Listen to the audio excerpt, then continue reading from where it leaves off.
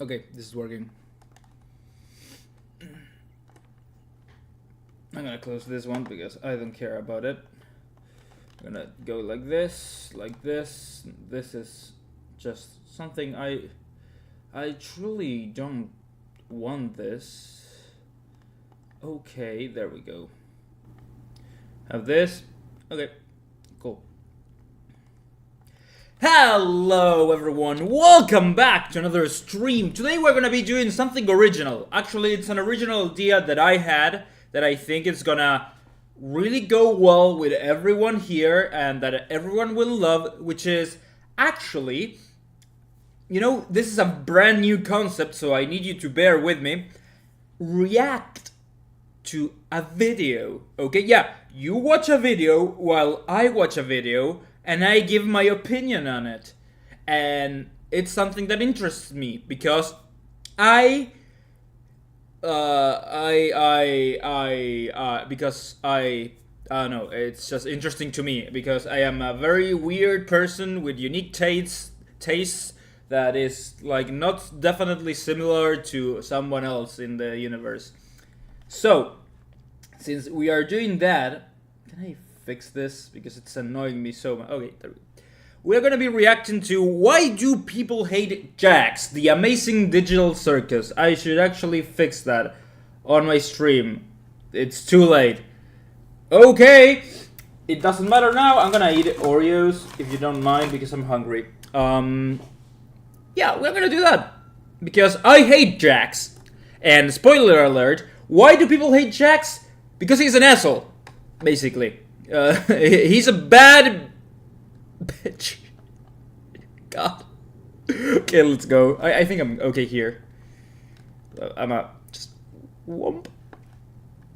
Okay. Popular immediately after releasing, especially if it's an indie project, it's usually only a good thing. Millions of people fall in love with the world and characters, like surely that's a good thing. What else are you making a show for? Sterilizing people? But naturally there's going to be a lot of people who grow attached to many of the characters to the point where they develop their own headcanons. This can be as simple as a neat bit of fun for people in the fandom, but in cases where a show is slowly FNAF!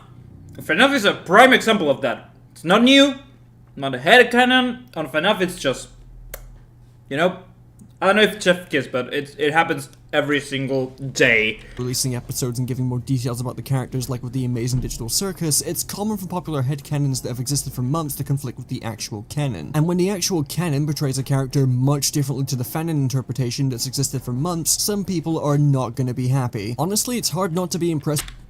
Those people are always gonna be dumb. You have this character that does this, this, and this.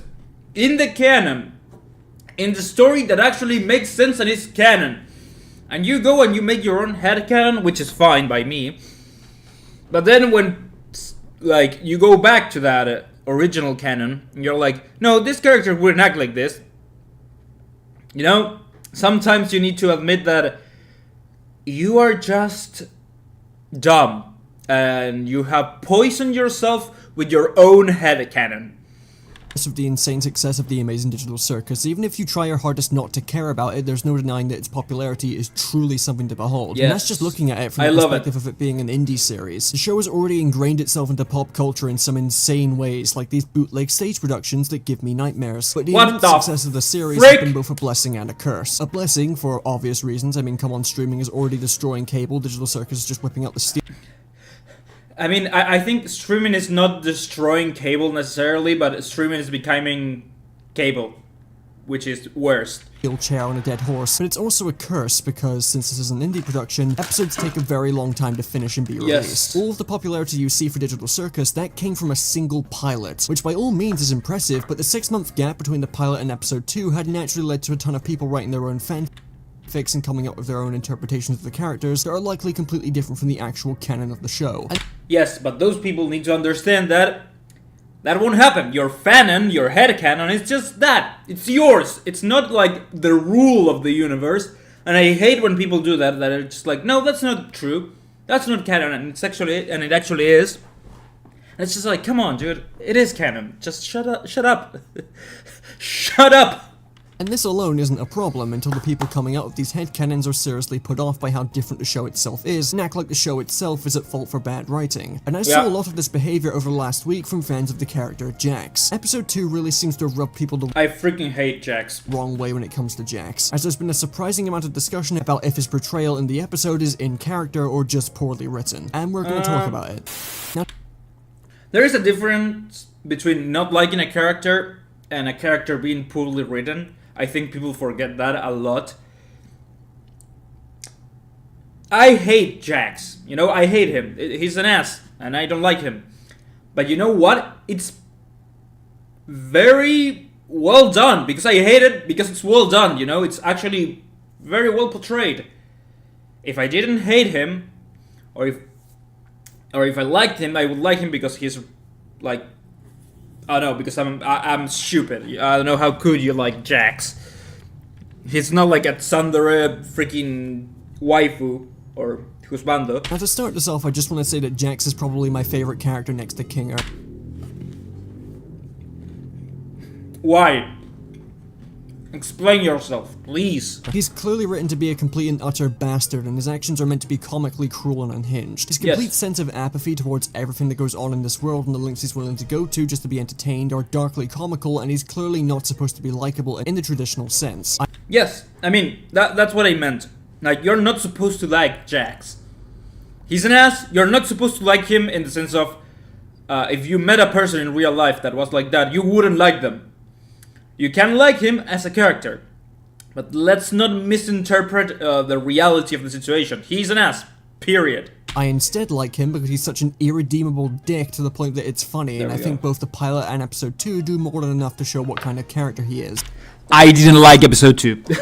I didn't enjoy episode 2. I think it was really lackluster. Of course, the show isn't finished yet, so there's no knowing if there's anything extra going on behind this unhinged brand of chaos, and it's sorta implied that something is going on with Jax. But for the time being, we have a character who revels in chaos because he knows that there's no consequences for what happens in this digital dimension. Now, I know that this sort of character can be very hit or miss with people, and in fairness, it's very easy to write a character like Jax completely wrong. The best example that comes to mind for me is Blue from Foster's Home for Imaginary Friends, who is pretty similar to Jax in a number of ways. But the big difference for me is that Blue is often the cause of conflicts in Foster's Home and generally has a far more obnoxious and mean-spirited attitude. While you're not supposed to like Blue, his attitude and antics are so obnoxious that his presence in an episode can get on a lot of people's nerves. Whereas Jax, while a complete douchebag, is just causing problems in a dimension where there aren't any real consequences for doing so, and also has a far more laid-back and apathetic approach to what he does that adds to the comedy. If Jax wasn't as laid-back and seemed to care a great deal about making people miserable, I guarantee a lot less people would be fans of him. People are obviously allowed to not like Jax, but I think he's a perfectly fine, well-written, and entertaining character that could probably be tweaked to be slightly less cruel so he doesn't border on being completely intolerable to people. You can absolutely critique Jax.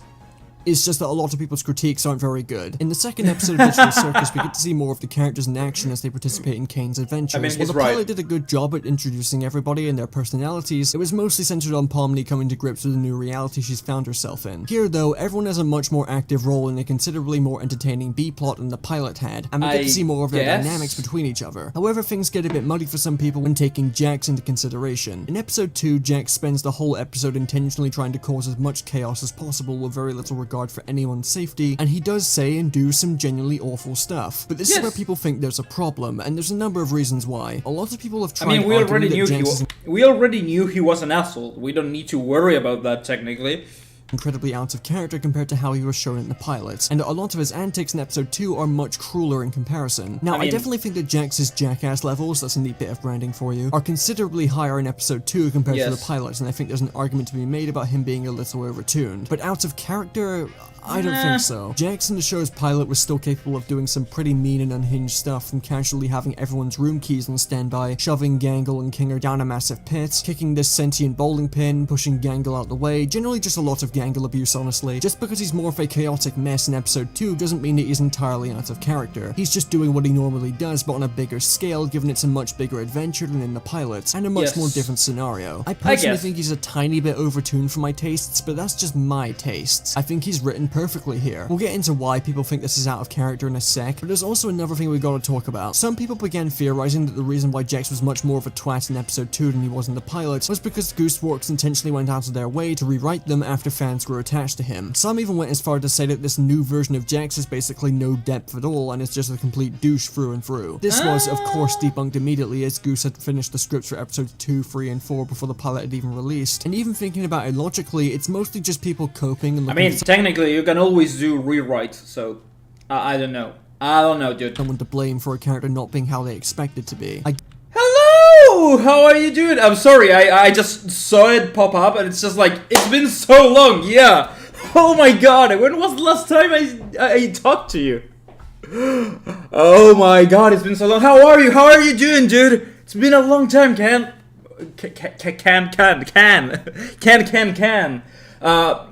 It's a little bit of publicity what I'm gonna do now, but I have a Discord server, so if you want to join in, so we can like chat, like we can totally do that if you want, because I know you've been in the channel for a long time, so yeah, I'm just letting you know if you want that, it's in the description. Yeah, I know. How you doing, dude? I'm watching Digital Circus because I hate Jax, and I wanted to know why people hate Jax, because I have my own personal reasons. He's a jackass. And yeah, I don't like jackasses. Oh my god, you put me into like turbo mode. I started chugging and I couldn't stop. Guarantee if Digital Circus began releasing episodes soon after the pilot premiered, there would be no issue here. But I'm getting I'm good. I'm working on a video. I've been working on a video for the last oh my god. I think it's almost 4 months that I've been actually recording and editing this video, which is the biggest video I made, but yeah, I've been doing that. I've been not uploading because I wanted to focus on more quality and less quantity. So yeah. Also, it's been a rough week, so I'm trying to unwind with this. Like, the situation in a lot of places in my personal life has been all over the place, so to speak. And I am, like, planning on moving out, so yeah.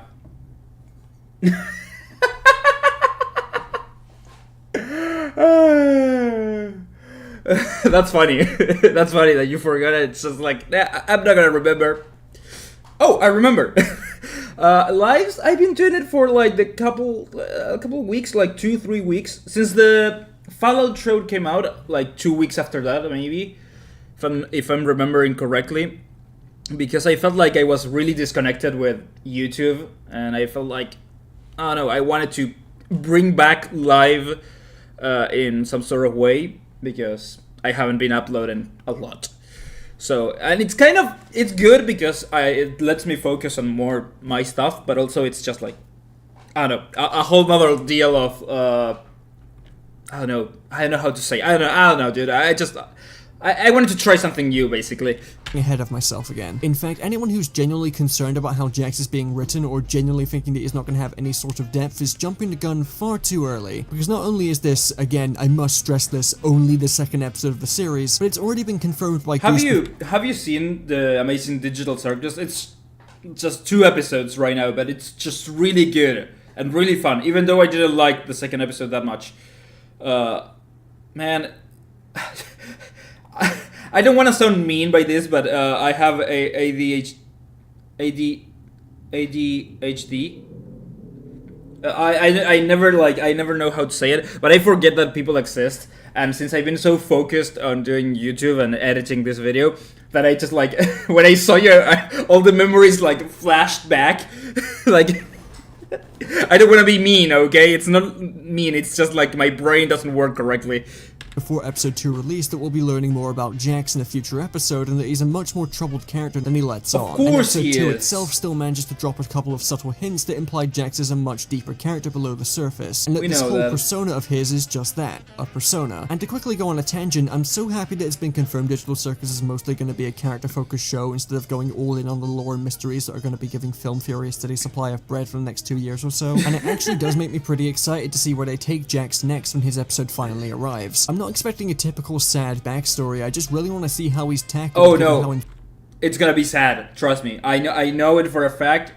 is gonna be sad. A sad backstory. Something bad happened to him and now he's an asshole. Insanely good this show seems to be at writing atmospheric and touching character moments. And I think people should reserve their judgment about Jax until the show is finished or until Jax gets the spotlight, even if you don't like him. Because I didn't want to spoil you. Because of how big the gaps are between episodes. But at the end of the day, when this show is finished, we'll be able to watch it at a normal pace like every other TV show and oh god, I wish. You know, I love like the weekly releases, but also it gets so tiring because I'm like, okay, I don't want to wait for the next episode, but also it's good that it's making me wait because I actually want to watch it. Sometimes I go all in into watching and I regret it. Like Avatar, The Last Airbender, the live action show. Like I watched it all and I was like, okay, I cannot regret watching it all at once. I didn't enjoy it. But also it takes so long for each episode of the Amazing Digital Circus, which is fair. I don't know how many people are animating it, and it's like high quality animation. Appreciation for how the character development is paced and implemented, instead of driving ourselves insane by conflating headcanons with the actual canon of the series. And that's the main problem here. Headcanons. It's the reason why people thought Jax was out of character, it's the reason why people accused Goose of rewriting him based on fan perception. I paused. Okay, I got scared for a second that something broke. You get to have time to adjust the episode. Yes, you get a lot of time to analyze it and to think about it, which is great because people don't usually get that time nowadays because you have like... This is my own film theory, by the way. It's not like canon in the world, basically, but... Right now you have like TikTok and YouTube and Twitch and you have everything now, you know, like you want to know the story about something, you go on Google, you go on ChatGPT and you ask for like the answer and you get it basically, like if the story is already written, but it's in something like the Amazing Digital Circus that doesn't have to be quote unquote the normal way, you know, the Hollywood way or the big production way. It can go out of the box, so it leaves you wondering, and also it takes its time to tell the story, kind of like Invincible, the first season.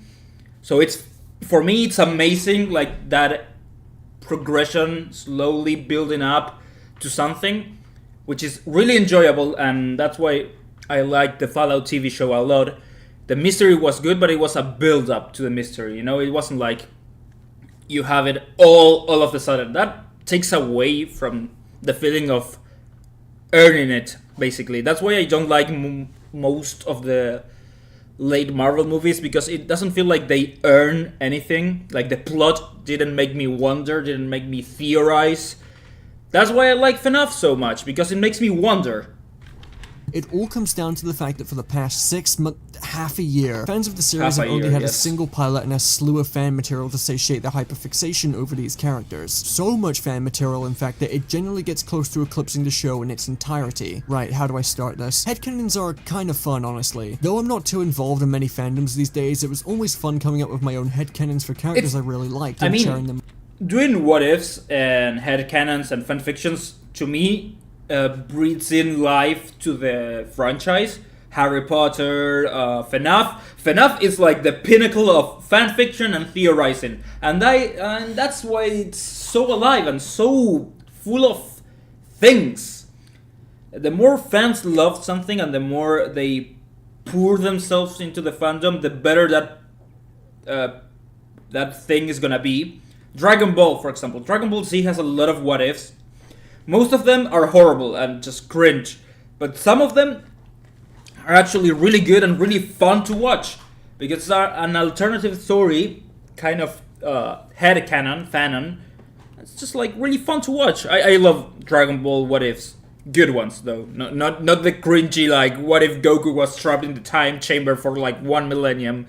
Of others. And from what I gathered, it was always in the name of fun, not something super serious or perfectly in line with what the characters would actually do. Some headcanons can come from places that aren't fully explored in the show. For example, my Steven Universe headcanon that I've had for years is that Peridot is autistic, because while it isn't outright stated, there are a lot of parallels, whether intentional or unintentional. Never Same thing from Marcy from Amphibia. I think headcanons at their best.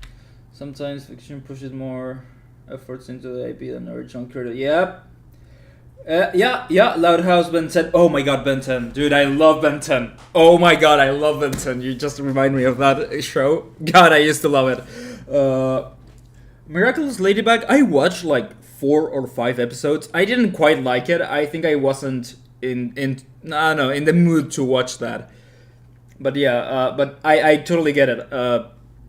I mean, fans are the main focus of why a TV show or a story or a property succeeds.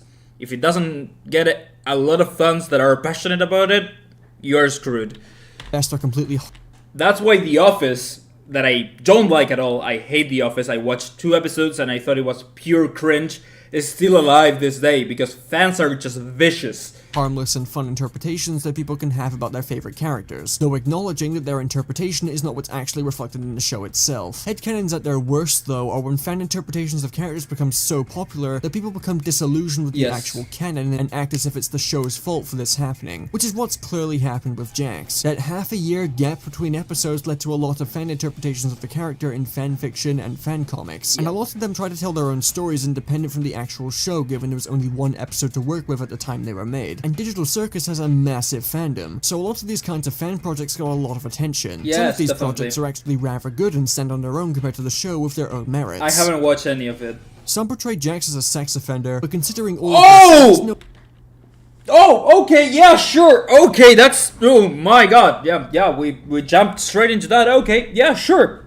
surprised that by the time episode 2 arrived, a lot of people had headcanon Jax as this super depressed character with a tortured past who developed this douchebag persona to keep himself sane, I mean, or probably, something along but... those lines. Again, there's a lot of interpretations of Jax's character, and in all fairness, episode 2's trailer didn't really help this, since this shot made it look like Jax was having a sad moment all to himself, when in actuality he was just pissed he couldn't cause enough chaos that day. That definitely baited a lot of people into thinking Jax would be given more depth in this episode, which definitely contributed to people's disappointment and frustration. But putting that aside, this whole situation only proves that you should have the agency and self-awareness to not treat your own fanfictions and headcanons like they're fact, and not just an alternate part of the fiction you have created divorced from the show itself. I recognize that these fandom versions of Jax weren't just born from nothing. Statements from Gooseworks and hints in the show itself make it clear that Jax is a deeper character than what's currently being But of course, we know that. We know that it's just like, it has a lot of meaning and a lot of like story behind him.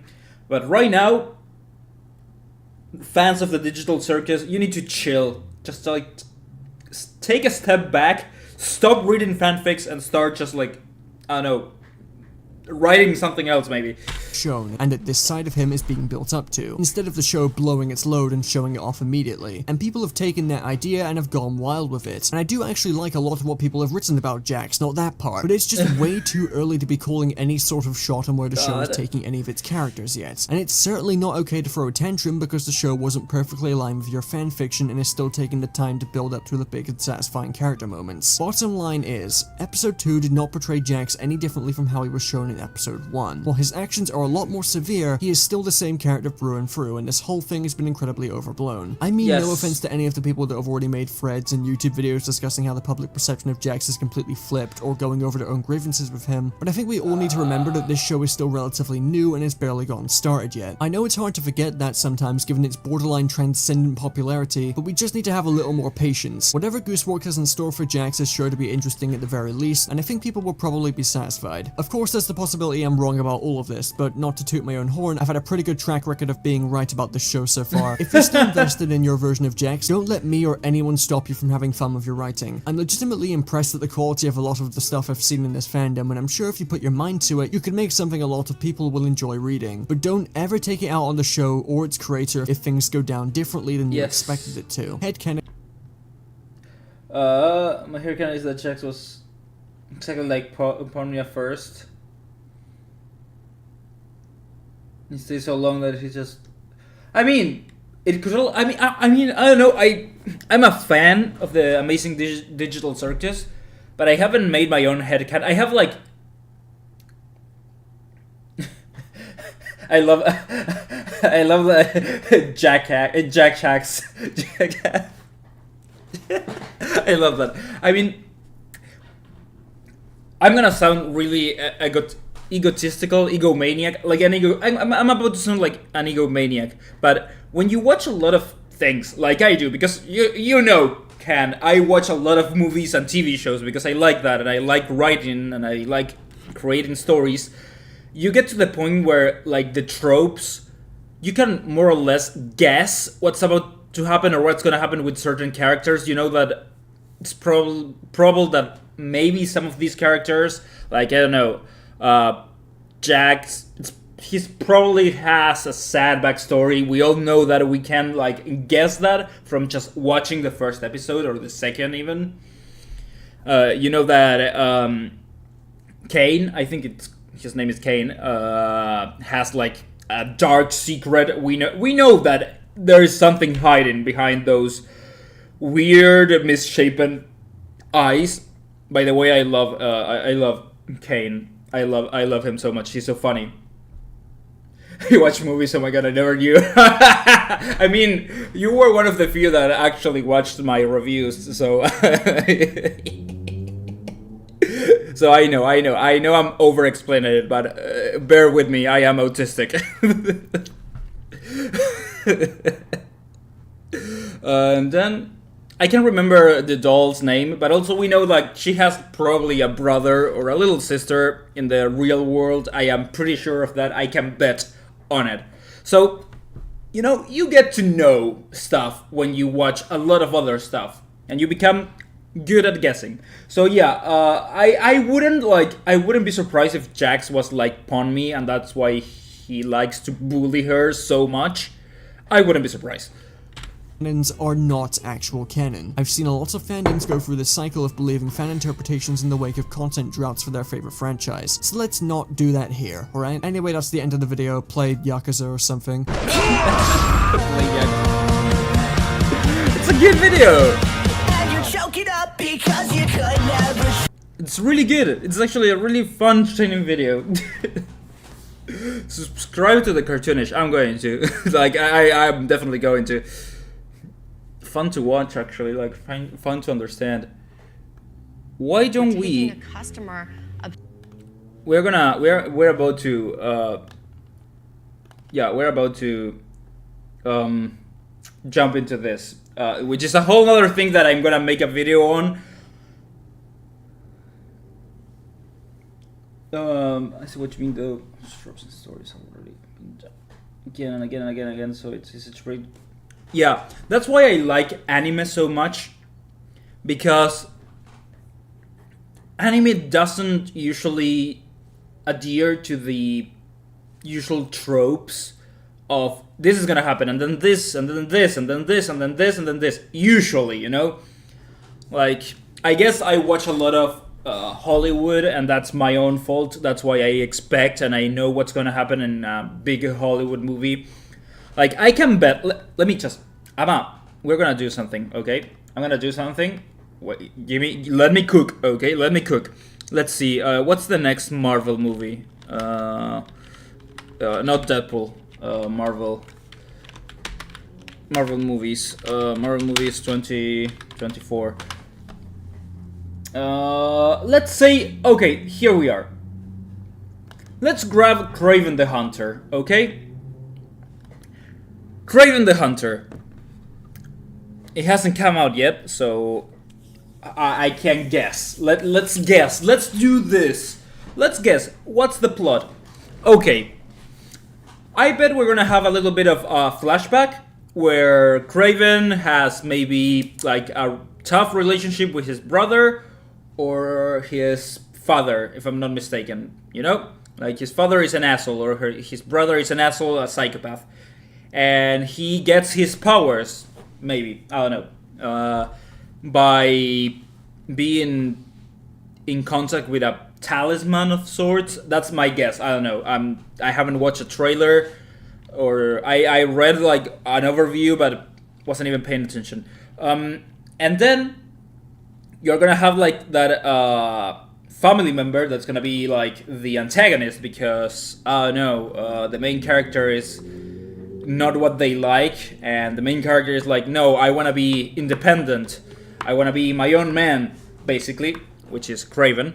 And then they're gonna fight. Kraven is gonna lose poorly. He's gonna go like down like a bitch, and he's gonna cry a little. He's gonna look into the meaning of his own powers and his backstory, and he's gonna realize that his brother or his father or his mother was an asshole all along.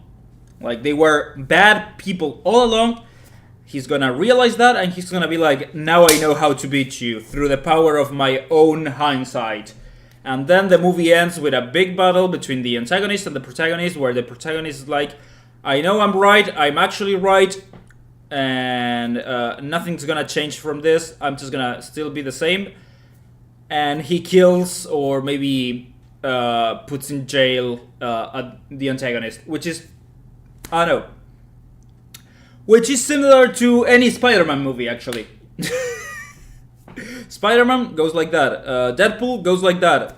Captain America goes like that. Iron Man goes like that. It's not bad to use tropes. Let me tell you this. It's not bad to use tropes, okay? It's actually good. You can use tropes. You can use them and reuse them and reuse them and change them and fuse them together. It's not bad, okay? Let me just tell you, it's not bad.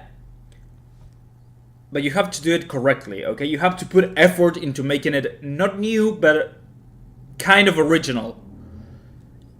Because at this point, you know how superhero movies are gonna go. You go into the movie and it's like, if it's an origin story, it's powers, death, love, fight, defeat, fight, win. That's it. That's why I'm so tired of Marvel movies, because they're all the same. I want something new, I want something original. I'm still invested in Deadpool and Wolverine because I want to watch that, because I'm a huge Wolverine fan. So I'm not going to say nothing about that, I'm just going to shut up. Anyways, my movie yapping is over. That's right, like... I'm done yapping about... Actually, let's do this. Let's react to the trailer. Let's actually do that. Let's see if I was right. Let's see if I was right. Are you putting trailer on a trailer? Come on. Changed. Chaos rules now. Is this... No, this is a fan trailer. What the f... Why did you... No, I want the trailer. I don't want this bullshit. Oh, here we go. Come on. Okay, there we go.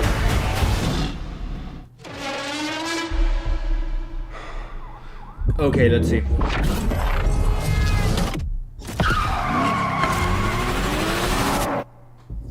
My son, never show mercy. Okay. Father-son. Father-son conflict. I was right. They are prey.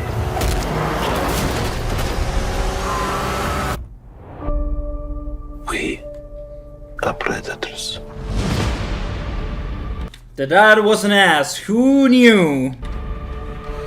Boys, your mother is dead. Brothers. She died because you sent her away. She was weak, sick in her mind. You know my business, yes? Power is about strength. If you show weakness, you will give our enemies an opening. Shoot. Shoot.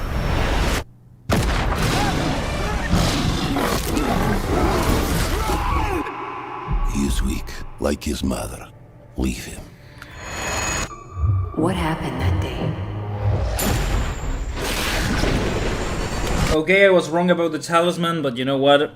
Who cares? I stared death in the face, and for the first time, I saw my true self. Tell me about this hunter. They say he uses a connection with animals to track his prey. And once you're on his list, there's only one way off. There's 6 of us and only one of you. There's 6 of you now. It looks really cringy. Why Tasty. do you hunt? My father puts evil into the world. I take it out.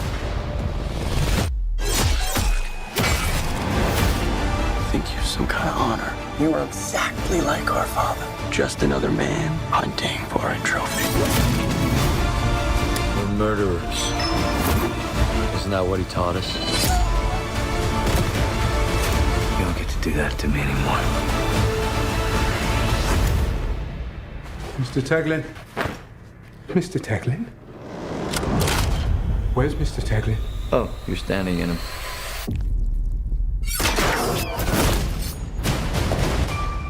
You're a goddamn lunatic. Oh, you just figured that out now?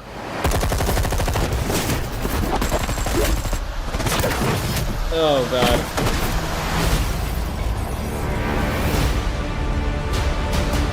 Okay, yeah, I had enough of this. There's an animal in each one of us. Don't you want to know why they call me the Rhino?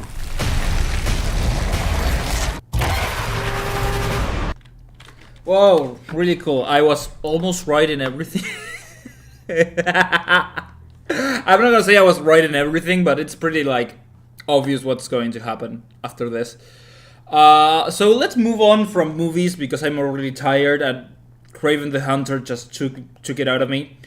And let's just go to how Bumble will use AI to create healthier relationships because I just want to know what this is about. And yeah, so we're going to jump into that. Obsessed path, and we are going to win.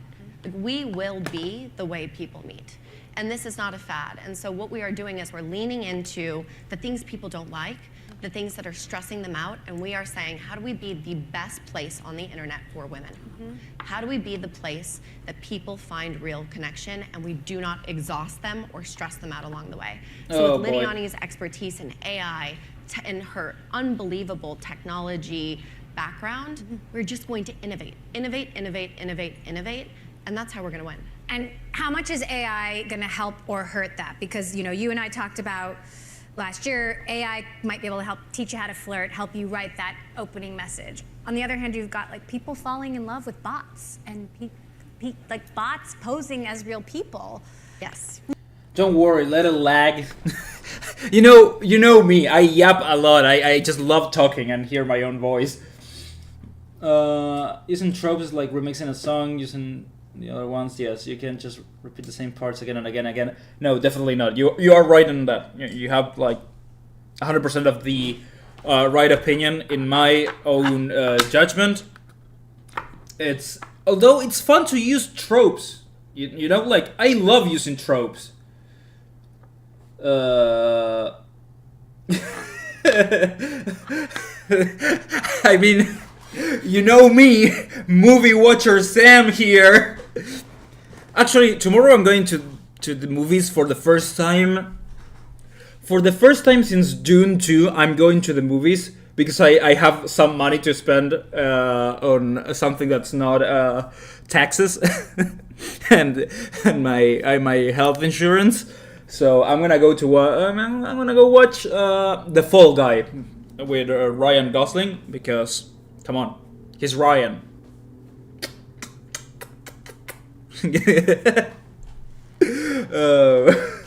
And next week I'm gonna go watch Furiosa. Like, this is getting really terrifying. Yes, it's a little freaky, but that's a fad. I mean, listen, I'm sure there are people out there that might form friendships with some form of AI. Is it a fad? Is it a... Fellas!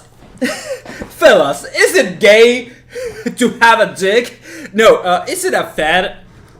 I mean, AI, it's here to stay. Let's be honest. EA wants to use it to produce games. Hollywood wants to use it to bring back dead actors and resell the same old things. And some AI artists want to use it to make AI art. Because as we know, AI art is not art. It's just like the AI, the artificial intelligence grabs from what it knows, like from, let's say, Dragon Ball. The source is Dragon Ball, and it's gonna spew out perfectly recreated things in Dragon Ball in that style. But it's not like, it's not creating a style, it's imitating. So yeah. I hate that it's a lion that gave me his powers. It reminds me of that one picture that showed Wolverine next to someone sending themselves with a fork. Actually, I think it's so dumb. Does actually, you know, I wanna know. Craven, does Craven have like? Does actually Craven like? Craven powers. Does he have powers in the comics?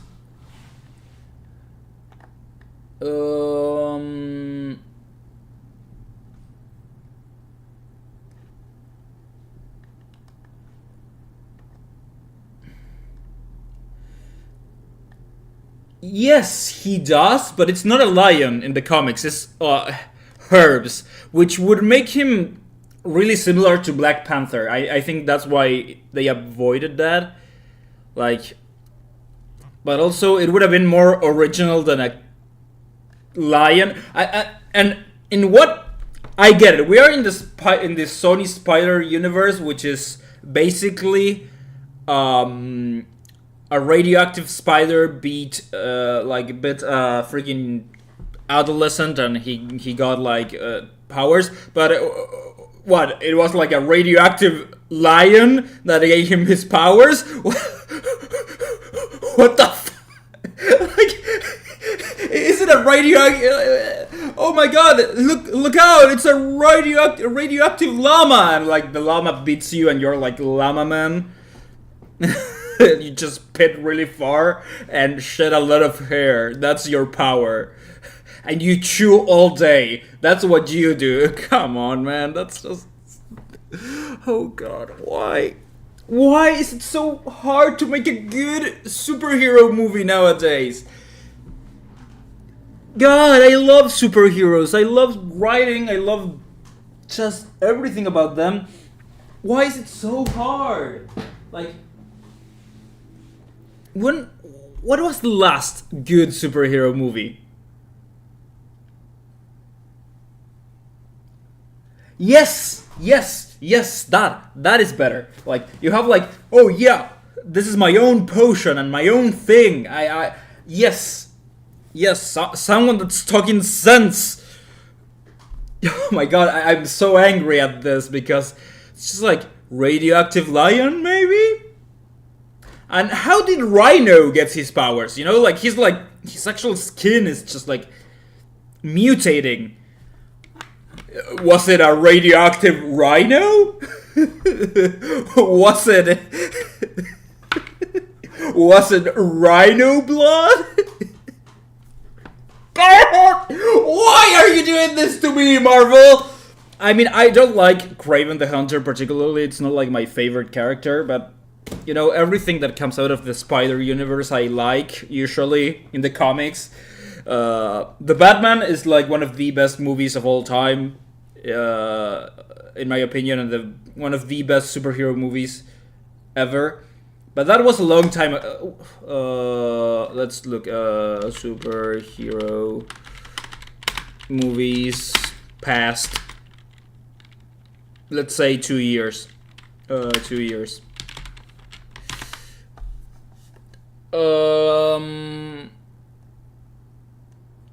IMDb, okay, yeah, sure.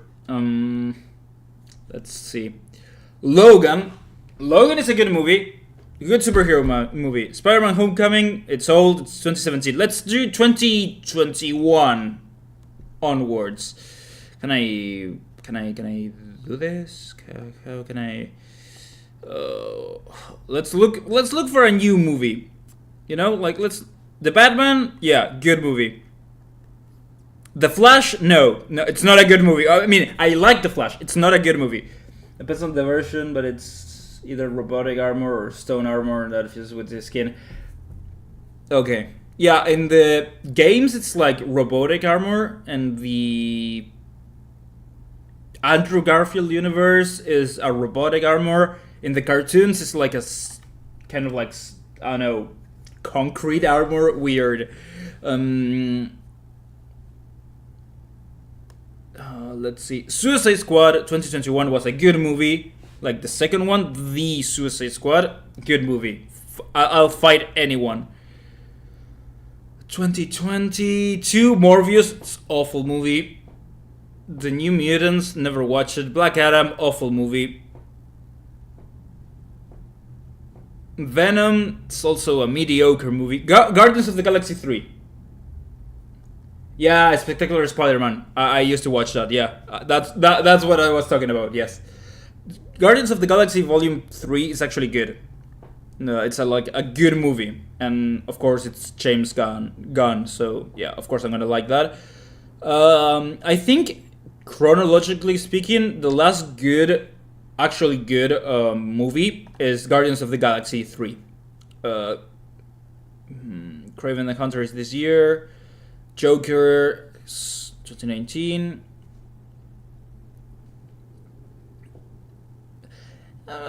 Doctor Strange 2 was good, but nothing to write home about. Aquaman, I haven't watched Aquaman 2. I want to. I have it on my list.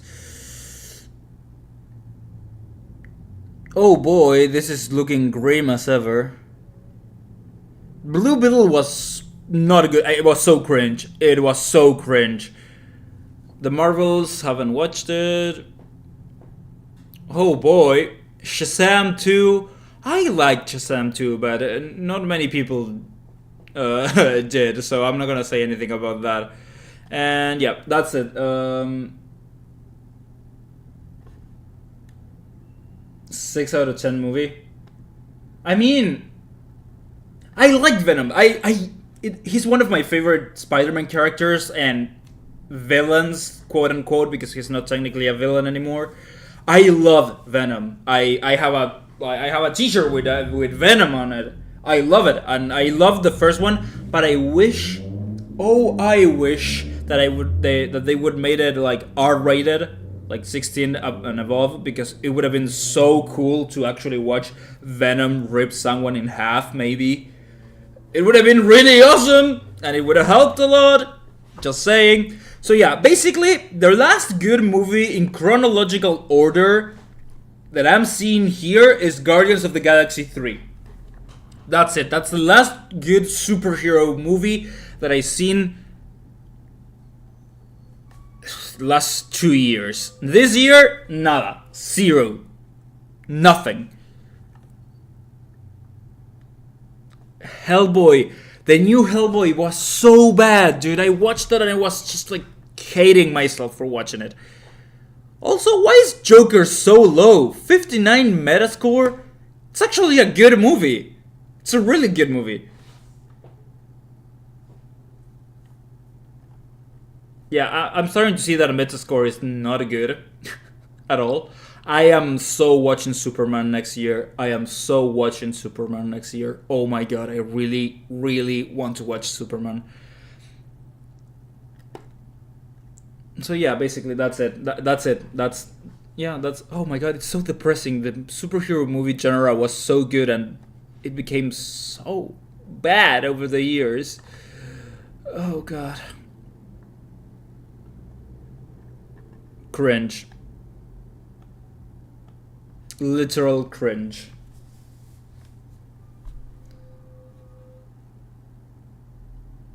No, I got it. I think I got what you meant. It's like in a list of movies that are 6 out of 10 in score, Venom is like the best, like in first place. That's what you meant. That's what you meant basically. Like you have 6 out of 10 movies, and if you have to organize them, Venom is in first place, basically. That's what I understood from your sentence. Which I love, because it's a good definition, and it's original definition. Like, don't let anyone put you down for that, okay? It's like a good way to put it. I really liked that.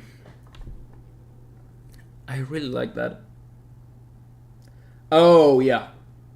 6.9999 periodic. It's a good... I mean, Venom... The first Venom... It's good. It came out the day of my birthday, actually. And I enjoyed it. Except for the final fight. The final fight was kind of dark. I couldn't, like, understand what was happening in the middle. Like, because Venom was black and the villain was gray, if I'm not mistaken. And it's just, like a bad color thingy. Why gray? Why not green or... Not red because that's carnage, but green, blue, yellow. I mean, yeah, there's other symbiotes that have those colors, but never mind that, okay? Never mind that. You know, this thingy, this video is more boring than I thought it would be. I thought it would be like a CEO just defending AI, which is basically is, but it would be more entertaining, basically. I'm gonna still watch it because I want to know, because I'm making a video on this. And that's fine. But our focus with AI is to help create more healthy and equitable relationships. And that also starts with yourself. How can we actually teach you how to date? How can we help you show up in a better way? Let me blow your mind, people. Let me blow your mind. You want to be healthier at dating? I'm gonna pop your mind, basically. Go out and date people. Yeah, I know it's crazy. I know it's crazy. It's insane. I know what I'm saying is insane. But if you don't go out and date people and practice, quote unquote, you're never gonna get better at it. I mean, you only get better at things by doing them over and over again until you fail and you keep going at it, which is really cringe in the moment and you hate yourself because of it. But also, if you want to be good at dating, go out and date. Have good hygiene, ask questions, like, I don't know, talk, but not too much.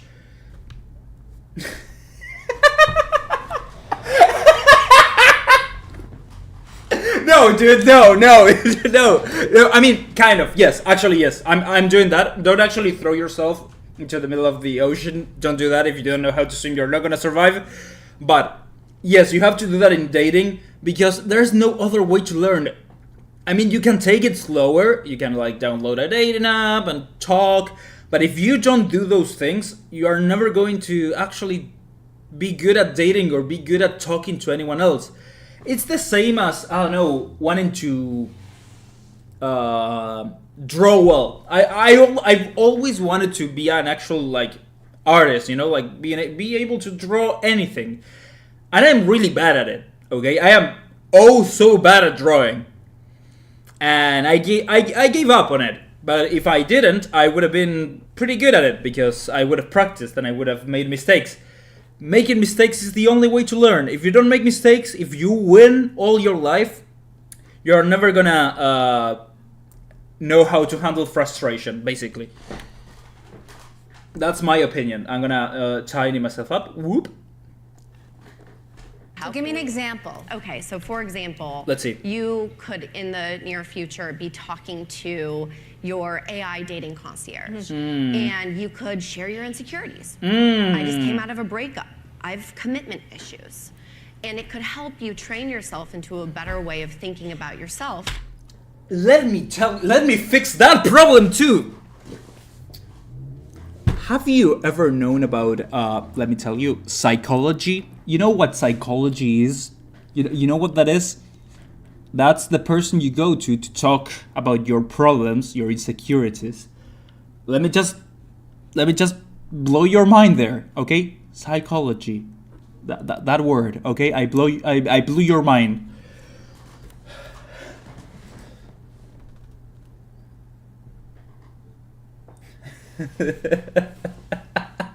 Yeah. I mean, I know I should, and I know I will, because I have always had that in the back of my mind. Like I always wanted to draw well, so I'm going to.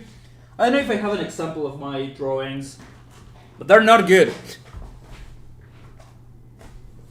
Actually, I think I do.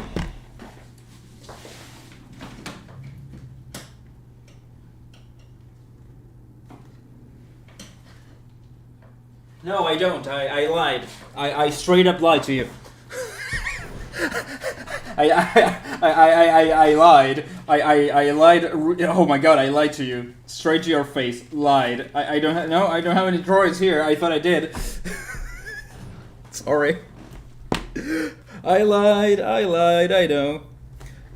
You haven't tried what drawing or going to the psychologist. Those are two very different things. I mean, I could technically just do this.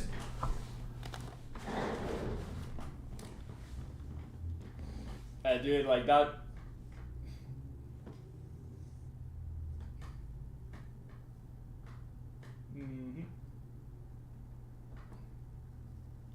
Whoop. Whoop.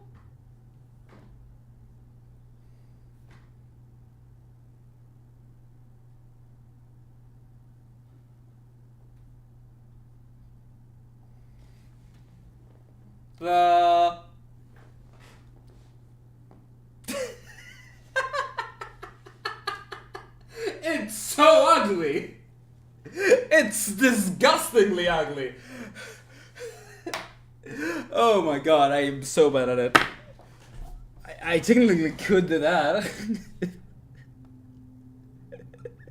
It's so bad. It's so bad.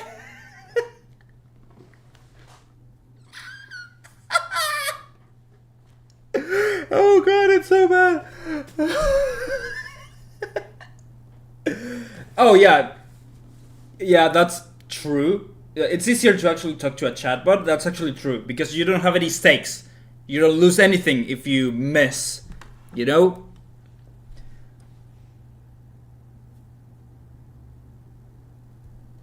Yes. I mean, I have no leg to stand on because I don't go out of my way to talk to girls. I'm gonna be honest. I don't. It gives me a little bit of anxiety, but also I am not in the dating scene right now because I'm not interested in actually dating. I'm gonna be completely honest, open about that. I'm not interested in actually dating someone right now. I'm way more focused on my future and my personal things. So I don't care, but also I don't do it. So I'm talking here out of my ass basically because I'm saying yes, go out, talk to girls, and maybe it's just like I'm wrong. But what you need to think about is no one thinks about cringe moments, like your own cringe moments, more than you. Because what stops me to actually go out and speak to someone besides my me not being interested in it, but also is like kind of the cringe situation of I'm gonna look back on this and I'm gonna cringe a lot. But also, you could win because it's not a win or lose game, but you could like succeed, you know? Like you could go out, you see a girl that you like, and you're like, I'm gonna go talk to that girl. I'm gonna do it poorly, but I'm going to do it. I'm gonna do it, Batman. And you go and you do it, and maybe you succeed. You never know. You don't know if you don't roll the dice. You're never gonna know.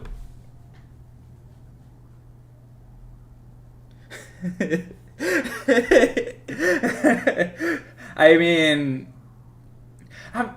I had a friend, let's say that she's amazing at drawing. Okay, I'm gonna just like I don't know, stroke her ego for a little bit. She's amazing at drawing, and she always told me like, hey, everyone gets their own style, you know? You have like a style you're good at and you push that style.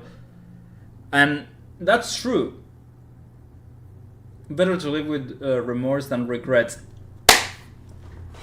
Words to live by. Words to live by. Those are words to live by. So yeah, everyone gets their own style, and you can practice traditional styles and realistic or hyper-realistic drawings,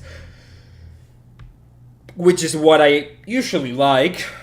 But also, I don't know. There's an artist here. There's an artist that I love. Her name is Chaos, and she does these things, like here and here. These two things. And she like draws really well, and that's her style, and I love this style. And I wish I could draw like her because that's so cool. But also you need to practice for that. And you know what? I am in a very lazy. Whoops, that's my enemy wallpaper.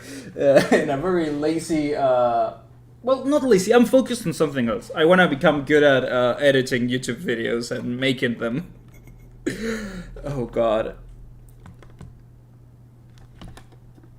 Actually, I'm gonna turn off the alarm because it's gonna just like scare me. And then it could give you... Actually, Ken, you know how to draw? You know how to like be an artist? You know that? You know how to do that? productive tips for communicating with other people. If you want to get really out there, there is a world where your dating concierge could go and date for you with other dating concierge. No, truly. And then you don't have to talk to 600 people. But what's the point? What's the point then? Oh yeah, AI, do it for me. Go date for me. I don't know anything about this human. It could be a psychopath pretending that being a normal, like, actual man, you know, like, and then you meet and just like you die basically. What is the point? You wanna inject AI into everything? God damn it! You can draw a circle.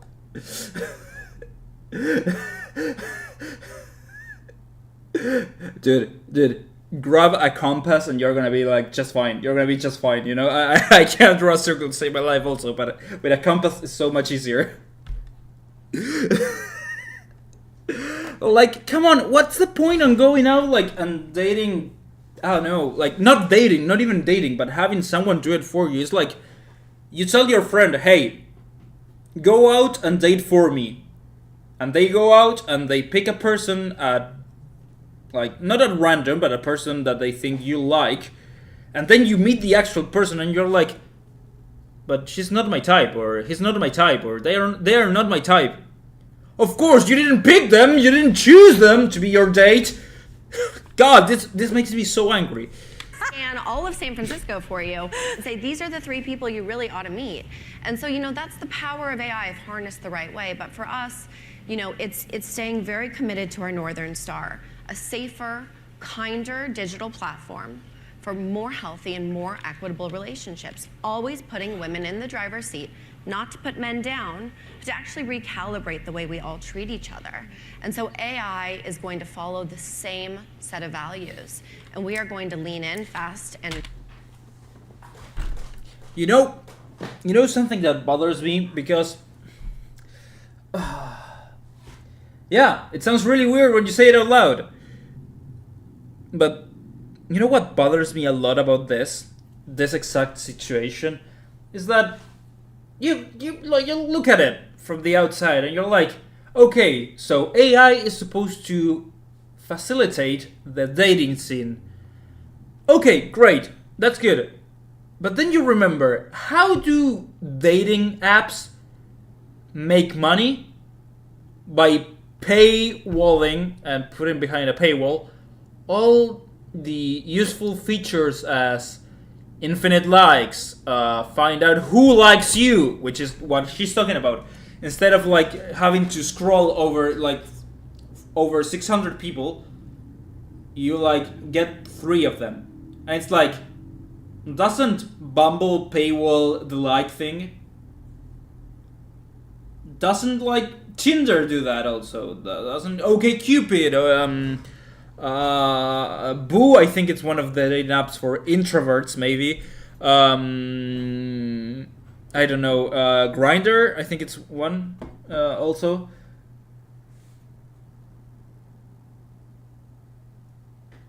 I mean, I'm not saying about the like talking and practicing with an AI. That's like, I think that's not that bad. But the fact that you are just like trying to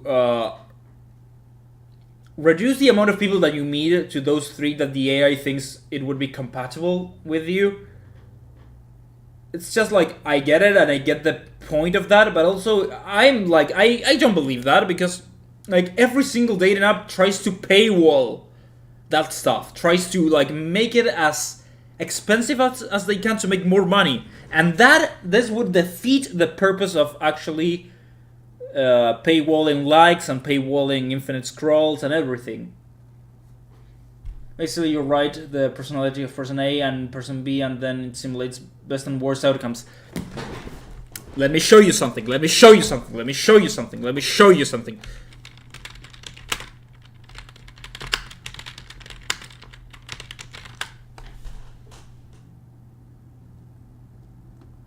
I think this.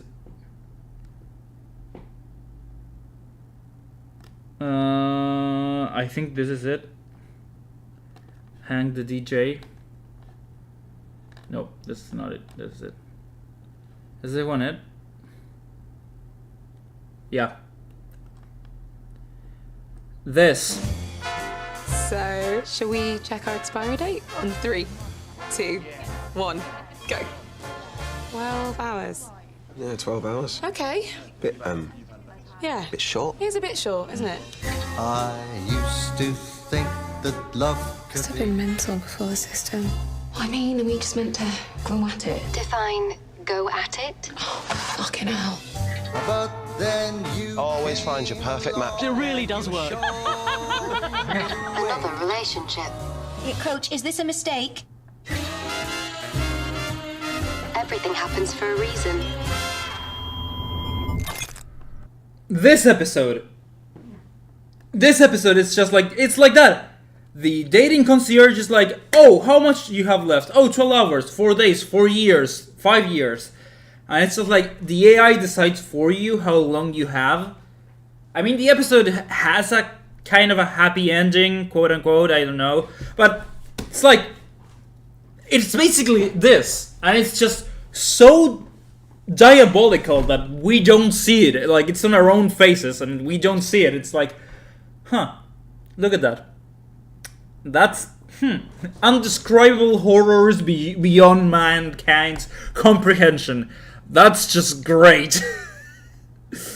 Like in Krypton or I haven't watched that show actually. That was almost forced to marry some random girl because their genes were the most compatible. Yeah, exactly. It's like it feels weird. Okay, it feels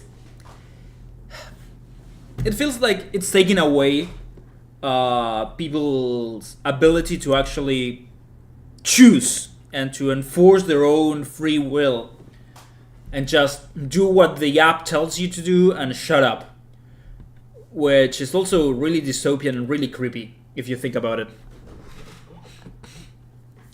Oh.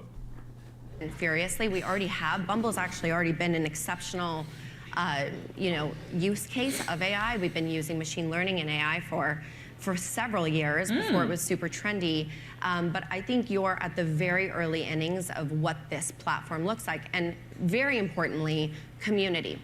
We will not be a dating app in a few years. Dating will be a component, but we will be a true human connection platform. This is where you will meet anyone that you want to meet. A hiking.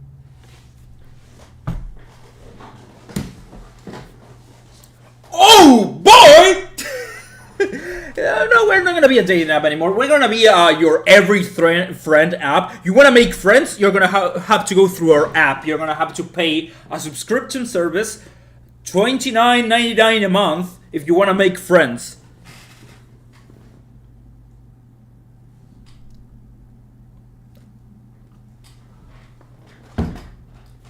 I'm sorry. What? Oh no, you have to pay to make friends now. I'm gonna jump. I'm gonna do it, Batman. I'm gonna do it. I'm gonna jump off a building. Buddy, a mahjong buddy, whatever you're looking for. Anyone that you need to meet for community. If you're going through something tricky. So basically, you're gonna turn into a social media, like I don't know, Instagram and that, and you're gonna be like, yeah, basically that. It's gonna be a nightmare. I can already tell. A bad diagnosis. You don't know anybody. You should be able to go to Bumble and find somebody going through shared struggles and shared joys. All right? No. And that's. I mean, yes, maybe. I don't know. You should be able to. Oh my god, that's so creepy. That's so fucking creepy. Half the things that make relationships work is not the initial stuff, but the interactions you have with them, things that happen around the two of you. Yes! Also important. Like, your shared history is what matters, and it's what makes the relationship stronger or weaker. God, I feel like it's just so creepy. Yes, if you find a person exactly like you, it's gonna be a nightmare for you. It's gonna be bad. It's gonna be... No, you shouldn't. You should find... I'm not saying you should find like the polar opposite of you, but you should find a person that actually is different, you know, like feels different things, thinks different things, because that way your mind grows, like actually grows, because you interact with different things. I've been doing this for now like 2 or 3 months. I've been trying to find new stuff actively. I stopped watching the same old Markiplier, Maxor, and VTuber videos that I used to watch, because I used to watch them on repeat almost, I don't know, every day. Like, I watched like the same video 4 or 5 times in the span of like 2 weeks, and I'm trying to actively find new stuff to break the, I don't know, that cycle. Yes, that, yeah. Same, different personality, same interest, maybe, yes. That's, yeah. Hey, Darman. Shut up. Shut up, Darman. But yeah, I find it so weird. I mean, I don't like people. I'm gonna say it. I am not a big fan of actually meeting people in real life, because it tires me, because I'm not used to it. Like, customer service is so tiring to me, because I know it. Like, I feel like people suck my energy away, but also it's nice because you get to practice public speaking, interactions with humans. You get to meet people. You get to make friends that way. And people are not meant to live alone, to be alone, fully alone. There's always a community, there's always a society. We live in a society. For example, you like comics, you should try to befriend someone who likes video games. Not the exact same thing, but similar. Yeah, but it's actually true. I mean, maybe you like superhero comics, and maybe I like comics, but more realistic comics, more like I don't know, a storytelling comic. You know, maybe it's an example. And we're gonna get along either way, because you like comics and I like comics, just different kinds of comics. And we maybe, like, I may get to like superhero comics, and you may get to like, I don't know, freaking story comics or whatever you call them. You know, like something different that's not superheroes. But I don't know, it just blows me away how creepy that is. Or it feels creepy, at least. Well, we're gonna put a pin on the AI for actually the next video after this one, because... and now I've been meaning to watch this video for almost a month now, which is what happened to Darman after the protest. I don't know if you remember, but there were Darman protests because the actors in Darman videos weren't being paid or something like that, and I can't remember, and I don't know what happened afterwards, so I want to like close that door in my life and just see what happened and just move on, because I don't like Darman. I never did. I won't fall into that trap that is Darman. Never. Hey, Darman fam. Hey, Darman fam. What's going on, everyone? Welcome back to the Asher Show. Before I get into the video, you can see the title. It's going to be an update of sorts. I've been cruising the internet, and I found this a little interesting, because it's been about 2.5 months since the Darman protest that happened in February. A protest that took place where the actors of Darman Studios were protesting their low wages. Yes. I made a video on it 2 months ago, but it seems like nobody is really talking about the aftermath of what happened because of this protest. Yes. Darman's Instagram is business as usual, posting pictures with his family, still giving life lessons. Not every relationship is meant to last forever. Some people are only going to be in your life temporarily, right? And that's okay. He's still posting 4 times a week and getting millions of views on each post. Good for him. Been him. a few changes, and I want to go over this with you guys today. You're becoming the better version of yourself that you want to be. You were trying to block our Indiegogo campaign video for our new YouTube channel, Goodworks. You really think I care about those actors? No, I do not. So Darman, the YouTuber with over 18 million subscribers on YouTube, Fun. earlier this year, he was in a bit of controversy because he was being called out for underpaying actors and mistreating some of the actors and stuff. he do a video announcing on how not paying workers is bad. I'm gonna be honest. I heard and I seen the protest, but I just didn't go too deep into it because I really dislike Darman. I find the content cringe and unwatchable, and I can't pay attention to it because my attention span is being destroyed. But also it's just not interesting to me. But I heard that they were protesting rightfully so because they weren't being paid enough for all the work that they did, and they big content creators that manage people and actors usually tend to not do a great job because they're not used to it. But also it's not fair that you don't get to you don't get your money. It's not fair. If you're gonna do a job, they better pay you. But yeah, he probably did announce, oh yeah, because he's a positive content creator, I would say. His creations, his videos are all about positive messages and making good things out in the world. No one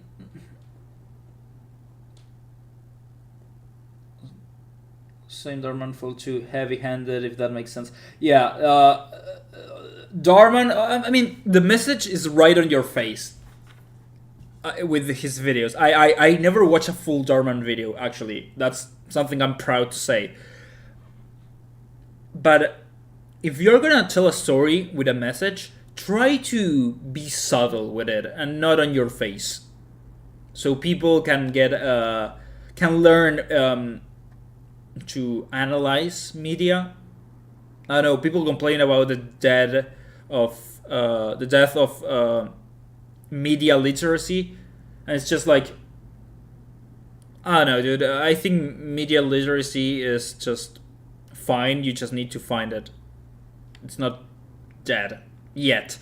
This sparked huge controversy online. Everybody was talking about the protests. Everyone was making reaction videos to what was happening. But ultimately, he didn't really respond too much. He made this one post with some of the actors that stuck by him and made this generic post kind of explaining his situation, basically calling the people that were calling him out liars, saying it was misinformation. It was nothing but negative comments. And the protesters were even spreading false information to hurt the studio. But I went over all of that in my last video, because now I want to look at exactly what happened afterwards. Because I was going through some of his analytics and I noticed a few interesting things here. So Darman has multiple channels in multiple different languages: Portuguese, Espanol. He has his Darman Studios top videos. He has his Arabic channel. He also has behind the scenes a Francais, and oh my god, getting millions of views per month. So even after the controversy, he's still doing very well for himself. His channel views are still in the positive, but you can see the monthly video views did dip a bit during February when the protests and the controversy was happening. Instead of getting 303 million video views, he was only getting 195, 174. That's instead of half 300,000 subscribers per month. He did lose a bunch in February and March. Oh boy. Everybody has already forgotten. Yeah, of course they back did. On the upward trend. As of April, he's getting back to his usual video views. 6 days ago, 3.7 million. 5 days ago, 3 million. 2.7, 4.7. But hey, now looking at the thumbnails, faces are a little bit different. The only people that stuck around in terms of the OG crew seems like this woman here. Congrats again on the new house. No, don't make me watch a Darman video. Really incredible. No!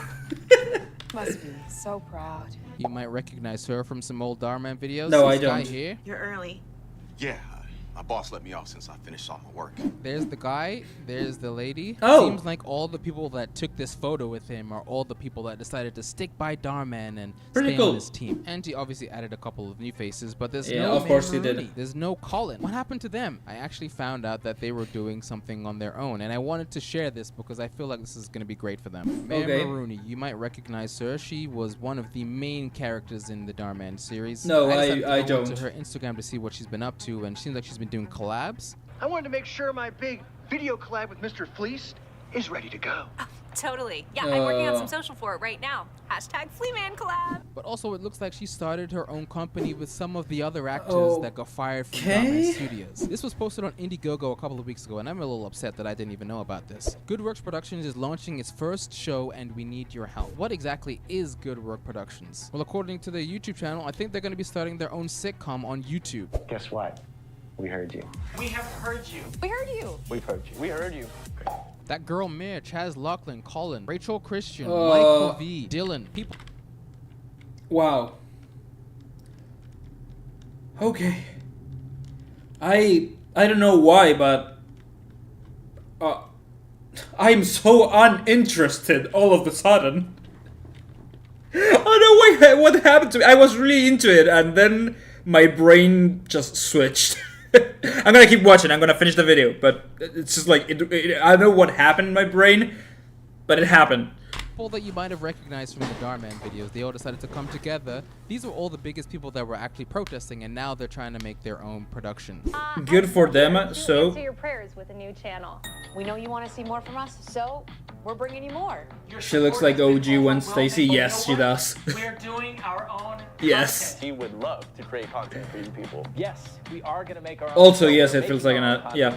I mean, it is an ad. This video is an ad. Like what we're watching right now, it's an ad. Works. This show is. They're advertising their own new company, I guess. Oh god, I want to know what happened. I don't want to know. Like, I get it. It's like Good Works is just like, it's a good thing because people maybe weren't being paid, and this is like a way to redeem everything, and I like that. But also, I want to know what happened. It's about a group of people that at some point in their lives have messed up at one point or another, and now they're all doing community service to try to fix their wrong. The campaign is closed. Good Works Productions' first ever show. Good Works Productions is launching its first ever show, and we need your help. When the actors were advertising their brand new channel, Pretty the good. Indiegogo campaign that they were trying to use to raise money for the new channel, guess who claimed the video? Claimed by Darman. Wait, where'd my video go? But what's that got to do with you? Oh, you. Oh boy! Oh boy! This just got interesting. Indiegogo campaign video for our new YouTube channel, Good Works, with an E, W-E-R-K-S, so that we could raise money to produce our own content on our own channel. Now that we won't be associated with you anymore, and neither will half of your subscribers, because we're not going to be in your videos anymore. And that was the reason that they were watching them in the first place. Are you sure about that? Coincidentally, is the entire reason why we requested the meeting with you, to request them more monies. But no, my name is Evil Man. You get no monies here. If you don't work for me, you get no monies there. You get no monies anywhere. I get all the money. Okay, the accent is a little bit overkill for me. Them talking about how they want to raise money on a separate channel. It's a little weird, Darman. We are a group of professionally trained creatives coming together to build professional workplace for actors and crew to thrive, to be able to build a creative home where we can offer reliable work to many in our industry who are without steady work and bring amazing quality content for you, our incredible fans. With your help, we can get the ball rolling. With your donation, we can get our first show made and ultimately make our company self-sufficient to bring wonderful work. Okay, yeah, good. Some of the perks that you got: for $5, you got thanks. For $25, you got a digital personalized photo. For $50, you got a thanks photo and stickers. For $100, you got a video thank you. For $200, you got a t-shirt along with everything previously. That's a lot of money. $300, you got a Zoom call. $500, you got an associate producer credit. That's what I would have liked. And for $1,000, full producer credit. I don't know why I wasn't told about this, because I would love to have Asher, producer, along my name. But you know what? It's it's an amazing title, actually. Like being able to like say, yeah, I produce something in my life. I'm a producer. You have like full rights to that title. Most epic level, you'll receive a producer credit, the loudest of thank yous, a full credit as someone who made this possible. You will also receive a t-shirt, stickers, 15-minute Zoom call with your favorite cast member, Mayor Maroney, obviously, and full producer credit. 4 people claimed it. Why couldn't they make it 5? Their goal was $10,000. They had 272 backers, and they made 114%. That's pretty of good. Their $10,000 at $11,425. And I guess the money was just to get costumes, maybe pay for permits, pay some of their stuff to start. And I think they're currently in production because they posted a teaser video already. Good work, scene 1, episode 1, Highway to Redemption. Take 1. Whoa. Cool for her. Welcome to hell. Oh, I'm gonna stop you right there. Listen, we all got a sob story, okay? We're doing community service. That's where I thought you were like hold for rooster. I am watching a reaction of a reaction. I feel so dirty. I feel like I'm breaking the law, basically. It right here, because according to this, they started filming the end of March. Did it pretty quickly. March 27th, 2023. So they started getting this up and running while they were still protesting Darman Studios. They're making a sitcom about a bunch of people who get into trouble and have to do community service.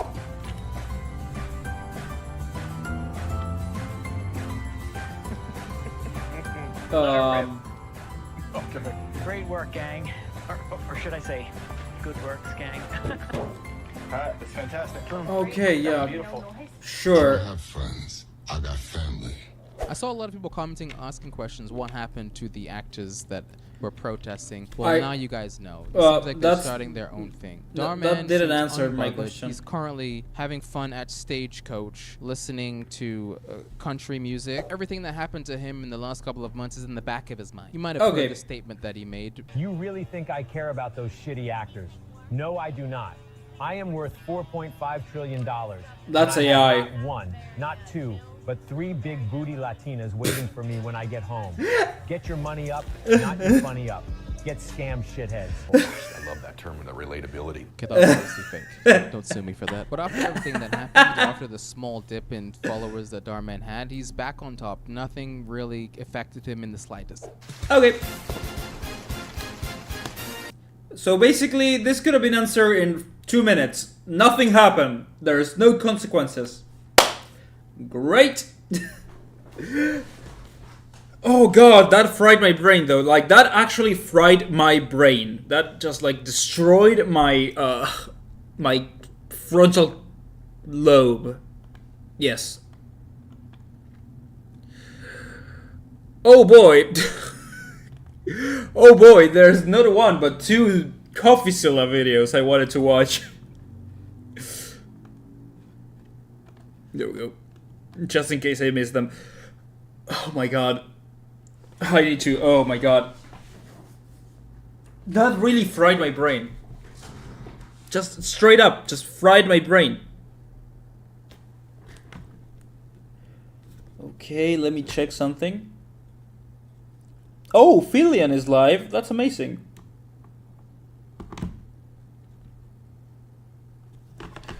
Uh, 1 hour and a half we've been doing this. I think I'm gonna save these 2 for the next one. Or maybe I'm gonna watch one. This reminds me of the guy who was supposed to talk about the why Mega Drive sounded bad because of the microchip. Then spoke only about his favorite game and why they're great. It's like clickbait in some sort of way. I feel like it was clickbait. He talked about how much he liked the actors. What I don't understand is, how can you be a fan of Darman and the actors in the Darman thing? It's like, why? You know, like, why would you? Like, I find it so cringe. Maybe some people don't, and that's fair enough. But it's just like, it's really weird. I mean, I'm thinking, the more I think about it, the weirder it gets. So yeah. I decided that we're gonna do this today. I wanted to watch this today. I'm gonna watch it today. So now we're gonna unpin the AI and let it roam free and go to scamming people. That's right, we're gonna watch a scam.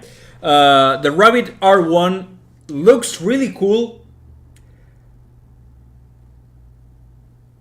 It works really uncool. The Rabbit R1 is a tech product that has raised tens of millions in venture capital, promised the world, and delivered on almost none of it. Worse, though, it's built on a scam that the founder is now trying to distance himself from. But, hey, where are my manners? I'm trying to be more positive in 2024. Good for you, Coffeezilla. Introduce themselves at least before we say anything negative about them. I mean, I watched Marquise's video on the R1, and it was really bad. But also, it looks pretty cool. Probably 10 to 12-year-old kids thinking he's so great because he can just spew basic morals at them. I mean, yes, probably when you're young, you're far more impressionable. And it's fair. Like, I'm not critiquing people that like the videos. Let me be clear. If you like them or if people like them, I don't care. Like, it's great for them. I personally I don't understand it. It's the same thing that I don't know. It's just like my brain can't wrap itself around that. But also, I like the fact that he's spewing positive morals. But why make it so cringe? That's my question. You can make positive things in the world, you know? Like, look at Mr. Beast. Look at Markiplier. Look at a lot of people that donate money to charity, do good things outside charity, and spew good morals. I don't know, maybe it's me. Maybe I'm the problem. I'm the common denominator. But people... I don't know. I'm gonna keep thinking about it. Hi, everyone. My name is Jesse. Hi, Jesse. Founder and CEO of Rabbit. Good for you. This is the Rabbit R1. I can speak or type with R1. I can also use R1 to call a ride. I can also use R1 to order food. I can also make R1 to a set of more complex actions. Okay. For example, if I want to plan a trip to London, I can just describe what I wish in full to R1. You can order the R1 now at rabbit.tech. And we are shipping Easter 2024. Well, there you go. On paper, everything sounds good. I watched Marquise's video. It wasn't good, okay? It was awful. That's not so bad. You got yourself a standard tech guy in a black shirt promising the world Apple keynote background. What could go wrong? Yeah. Oh, and I guess it's past Easter 2024, so the product should have shipped. So before we talk about the and it did. Angle, let's briefly check in with Tech YouTube. Whoops. For how this AI assistant is. Oh, this is gonna be great. The thing that you get at the beginning is like borderline non-functional. Book an Uber to LTT Labs. The rideshare status is currently unavailable. Ooh. Get me a ride. Apologies. The Uber ride request couldn't be processed. What is this? You are holding a taco.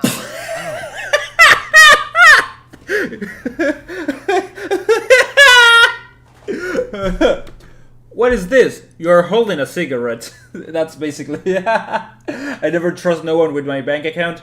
I mean, I wouldn't either, you know? Like, I've been scammed. I've been scammed.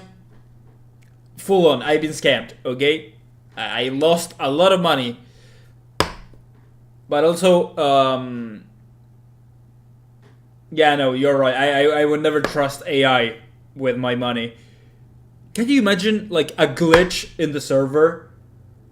And all of a sudden, like, poof, your money is gone because, I don't know, the AI decided that it was, like, a good idea to invest in, I don't know, dude, in, stocks or in, like, or bet it all on, like, black. It sounds horrible. ChatGPT makes mistakes so many times, and it's one of the... Yeah. The problem is, AI is really profitable right now. Like, people, investors and CEOs and shareholders hear the words AI and they start to salivate a lot in worrying amounts. You could like fix, you could like, I don't know, make it rain with the amount of saliva they produce when they hear the letters A and I together. And it's trying to permeate everything because people want it to, I don't know, want to make life easier for those who have money and make more money. We talked about the EA CEO talking about, oh yeah, we're gonna like replace 60% of our production with AI.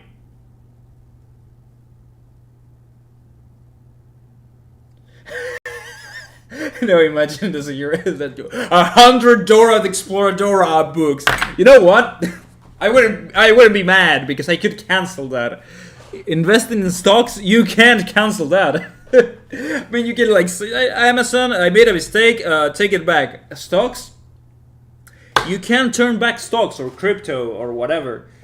I feel like we are going through a certain phase with AI right now, which is like the gold rush of AI, basically. And in a few years, it's gonna be like, oh, AI, it's useful, and we apply it to stuff, but it wasn't like we didn't need it in all, like in every single part of our lives. I may be wrong, and this comment may age like milk in the future, and we are gonna see what happens in 2 years. I'm gonna come back to this video. The growing pain. Yeah, it's basically it. I mean, I don't mind people actually trying to make AI products, okay? Trying to make a phone with AI, trying to make the Rabbit R1, the AI pin, I don't mind it. I like that. The problem is they're selling it, okay? They're not like sending it out to people to test and then like get the feedback, or they're not selling it for cheap. That's the problem. If they would put it at I don't know, maybe like $150, and they advertise it that it's not gonna work every single time, they wouldn't do that because they would lose money, but they should. I could give them a few lessons on positivity. Let's go, Coffee! Basically, everyone in the tech sector tag-teamed this product for being non-functional or plain wrong about things that Rabbit said the R1 could handle. Things just weren't working. But what if I told you that wasn't the biggest scam? That this company is built on something much worse. And now that I've been so cheery and positive, let's go down the rabbit hole and see what's under the hood. I see what you did there. It's a bunch of rabbit jokes. So, the first thing we need to do is go to their webpage. The R1 is created by something called Rabbit Incorporated. Okay. But this company has a strange history. It was originally registered under a different name. Circus Manufacturing. How does he find these things? How does he do it? I wanna do it. I wanna know how to, so I can do it one day. Co. In fact, they changed their name 2 months before their official announcement. And it turns out that name change is pretty significant because Cyber Manufacturer Co. wasn't just like a shell company or the same company under a different name. They had separately raised venture capital for a completely different project. Not AI, it was for NFTs. Oh! Laugh. Remember, this is 2021. Boy! NFT. Not fucking trying. I'm so funny. People took NFTs very seriously. According to a press Yeah, release, sure. the project was called Gamma, and it was at the intersection of gaming, community ownership, and Web3 buzzwords. What does that have to do with AI? Well, not really much. Conversely, Rabbit today also sort of... Let me guess. They used the money for the NFT project to found the Rabbit R1. Basically, that's my guess. Nothing to do with crypto. Their founder, Jesse, announces for Rabbit, let me be clear, quote, we will never touch crypto. But you Never. did. Okay, well, that's pretty strong, but given their whole past is built on crypto Yes. NFTs, it's a little strange.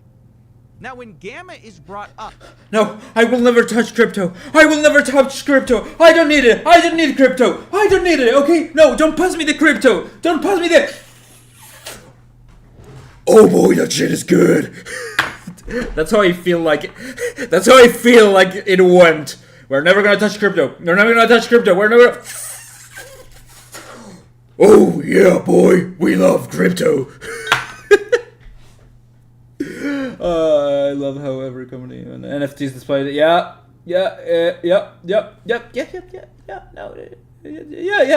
And you know what I love? The internet successfully bullied every single crypto bro and NFT bro ever. And I love that. I love that for us. I love that for us. I don't need it. I don't need it. I need it. Yes, basically. Jesse doesn't really deny that he ran the project. He sort of makes it sound like it was no big deal, just kind of a thing of the past. Quote, okay. Gamma was a fun little project I was involved with during early COVID time. My main work is to build a Unreal Engine 5 space station themed game that I later open sourced. Yes, Gamma released NFTs, and I bought a bunch myself just for fun. Never trade, never released any token or crypto coins, and I left that project once the game was open sourced. Are you sure about that? Well, there you go, haters. Case closed. It was a fun little multi-million-dollar project he did. It was fun. I just spent a few $1 million. Nothing out of the ordinary. What do you mean? Could you repeat yourself? He just built it on Unreal Engine. He may have sold a few NFTs, but he bought a few NFTs. So, you know, it's not a scam. Please don't look into this. Please do not look into this. This is not a scam. Oh, some people may have looked into it. First, Emily Shepard, and then the writer and podcaster Ed Zitron jumped in the fray with a great article. Now, I spoke to Ed, and he told me a very different story than Jesse about this Gamma project. It's so weird, and it's the same company. And in 2021, they raised this $6 million, and then Jesse Liu, across several hours of Clubhouse that I subjected myself to, promised the world and more. Now, I have to say, as usual, promise the world and more is slightly inconsistent with fun little COVID project. So I decided I needed to listen to these recordings of Jesse talking about Gamma myself back in the day and find out who was really telling the truth. Jesse or Jesse? I don't want to make Gamma, or none of us want to make Gamma as a hype and dump program. This is a legit team with millions of dollars of fundings behind. Basically, we're dumping millions of monies into it just to make sure that it will be a next level experiences. Okay, I have to admit that didn't happen. I haven't seen Gamma anywhere. Definitely sounds like Ed is right. This is sold as whatever the opposite of a quick NFT hype and dump project is, and this is where things get much weirder. Okay, so, let's see. Oh, fuck, I hit my head. Like the very beginning of this, we probably think that the NFT part will only take, no more than 20% of the entire weight of this entire Gamma project. So after NFT, we have this huge, groundbreaking ideas about Gammaverse. Then after that, we have this, again, huge groundbreaking ideas about the clean energy versus Gamma coin. Crypto. That, the chances that Gamma coin become the first not only carbon neutral but actually carbon negative crypto 2.0 or Bitcoin 2.0. I think they were never gonna touch crypto. Hopefully now you're starting to see why I think it's strange for Jesse to claim that Gamma was a fun little project where he never released these tokens or crypto coins when that's sort of what he promised. Like, we're never gonna touch crypto. But we did make crypto too! What the fuck? He told people he was going to release a carbon negative Bitcoin 2.0. And look, I know it sounds stupid now, but again, 2021 was a different time. And remember, Jesse had millions in backing. It's not hard to see how people took him seriously. He said it didn't matter how the NFTs did. He was going to execute. But where are those millions? The money raised from customers. When the company changed to Rabbit, where did it go? Did it go to develop Rabbit, a completely different project? I don't know. I'd love to sit down with Jesse and find out. What I do know, no, that's not gonna happen, buddy. So many of the promises of Gamma didn't happen. And this is relevant to the R1, not just because this project is built on the skeleton of that scam project. It's also because the R1 was overhyped in a similar way as a do-it-all device. But this same company isn't some historyless company. They have a history of abandoning investors like they did with Gamma NFTs. I mean, Jesse even told people who were worried about the NFTs, don't pay attention to that.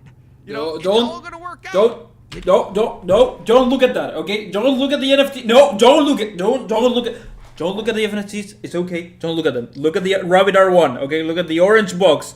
The orange useless box that costs $200.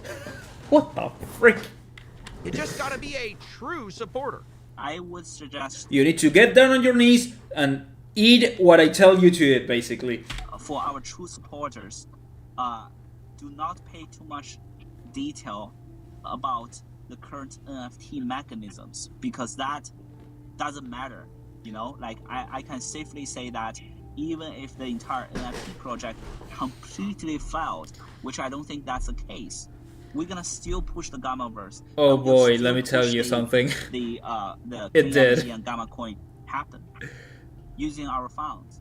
I cannot emphasize enough, that was a lie. That never happened.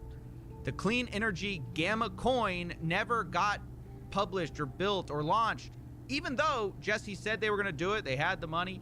By the way, we all know it's vaporware, but I think it's important to really hear him sell it, because this is the same guy who wants you to take him seriously when he sells you the future of AI. Take a listen to the whole vision really laid out. Okay. Gamma Coin, which is basically Bitcoin 2.0, that is 100% generated by clean energy. And we did the math, we did the calculations to where if you own over 1,800 milliwatts of clean energy generation, that means you will have extra generated electricity that you can donate back to city grid. So what the freak are you talking about? Is, let's say if you own a Gamma NFT, that means you own the equal portion in valuation of your NFTs at that moment of that. My brain hurt. My brain hurt. We started building in the real world.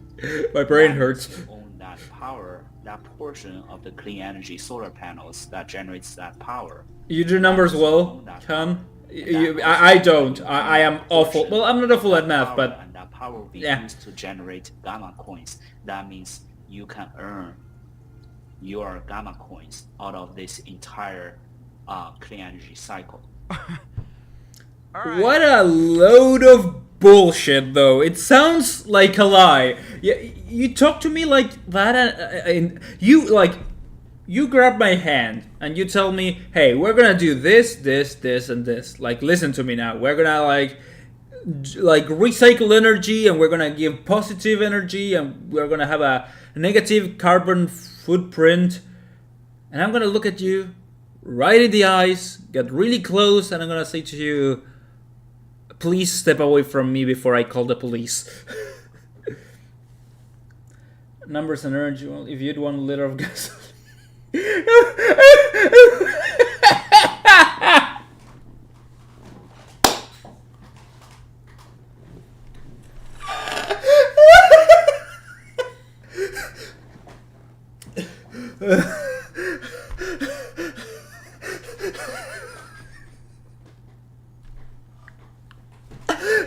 Did you know that if you eat 1 bullet, okay, 1 bullet, if you eat 1 bullet, you will be filled for the rest of your life?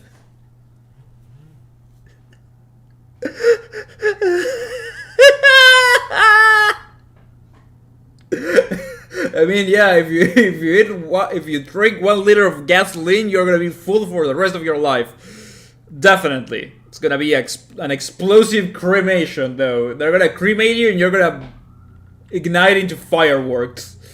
Let's try to suspend our disbelief for a second here and figure this out.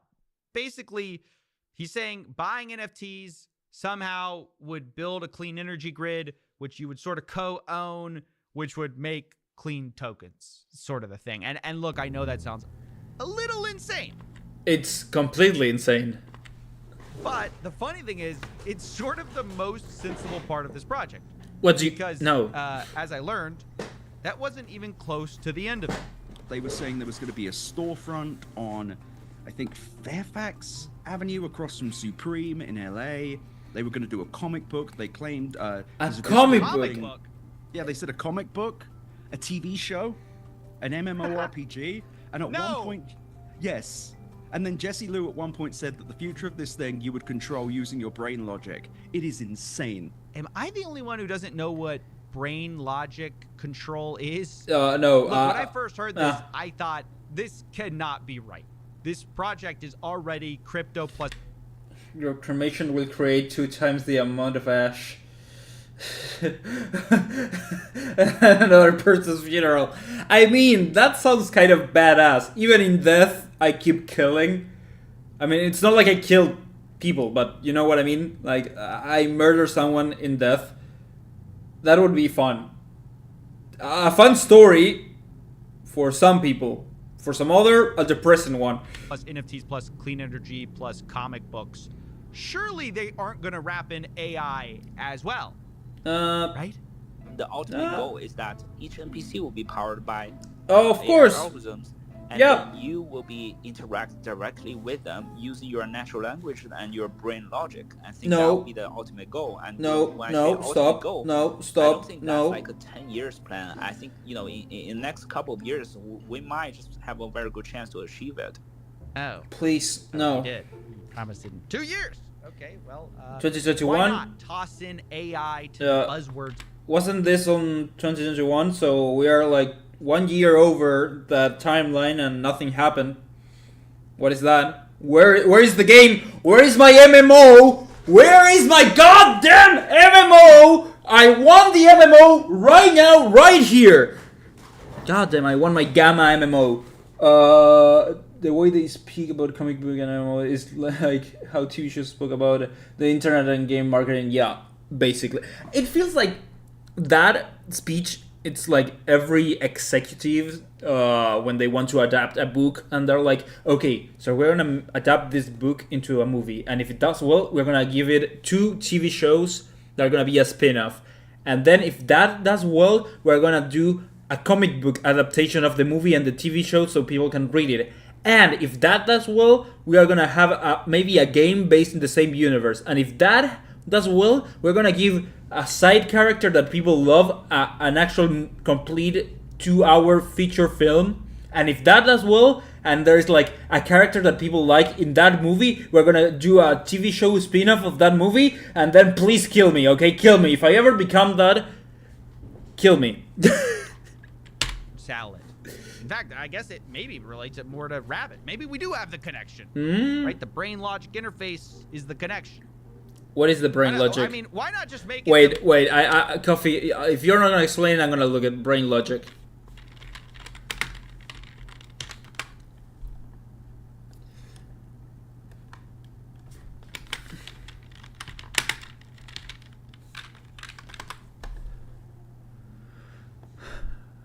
We are a high-tech startup created between Silicon Valley and Uruguay. That's really close from where I live.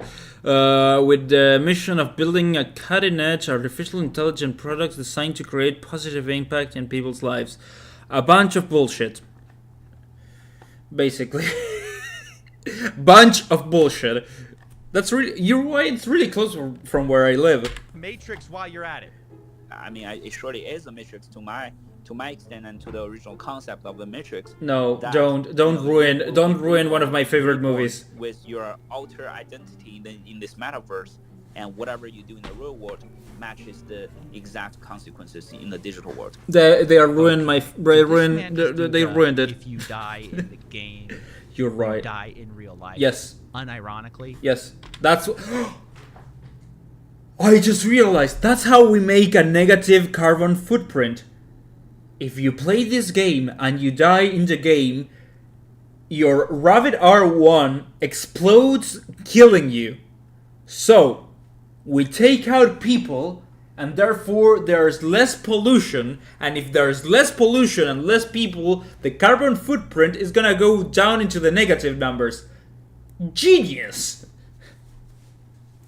And then we'll do another show about the descent of the MC. Yeah. Then we'll do a video game from the worst studio. Then we'll do a live-action TV show that doesn't understand the original character and destroys every single part of the original creator's vision. That's why, if I ever get my books adapted into a movie, which I will hope that someday happens, I will fight. I will literally bleed over the fact that they won't do that, okay? I don't know how will I do it, but I will try. While selling NFTs? The answer is yes. And my only follow-up question is, if you get scammed in the metaverse, do you get scammed in real life in this world too? Probably. Look, I'm not here to stump for the bigwig venture capitalists who lost their faces on this. At the end of the day, these are both consumer-facing businesses. They got real people to invest real money into both the $200 Rabbit R1 and into this Gamma NFT project. Both are overhyped. One just already didn't deliver what they promised, while the other is working on fixing it. So, what can be done here? Well, for one, the minimum is that the Gamma NFT holders should be refunded the money they spent. I mean, this isn't even my crazy, wacky suggestion.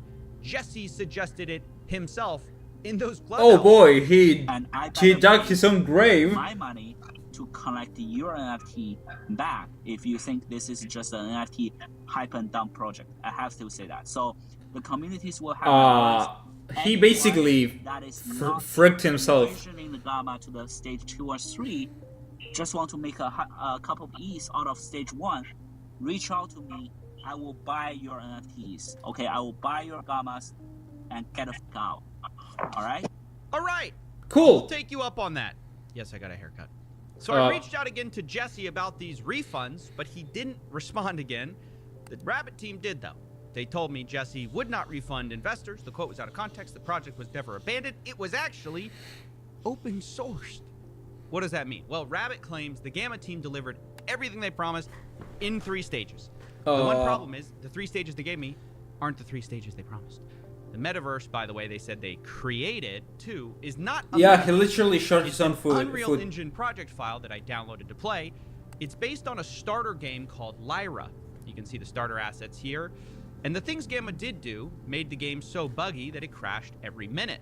Oh boy! It's worse. The Rabbit team denied Gamma ever promised the carbon negative coin, which they repeatedly promised. They said, the coin you referred to never materialized, nor was it ever promised or delivered. Obviously, I thought I had a stroke. Here I was listening to Jesse promise it. But also, he even put it in a video saying, explaining Gamma with our roadmap. Ultimately, our efforts will lead to the Gamma token, the first ever carbon negative cryptocurrency powered by our sun. Together, we will create a sustainable future for all life on the planet. Oh boy! Join the Discord. It's so cool! And meet your fellow crew members. Gamma. I don't know how they could have been more clear. I think it's amazing to have them say now, we never promised that. Only to find a roadmap video with you promising, in big letters, carbon negative cryptocurrency. It's just gaslighting at this point to pretend otherwise. What is funny is that Rabbit also they literally just dug their own grave. Like reducing gas fees.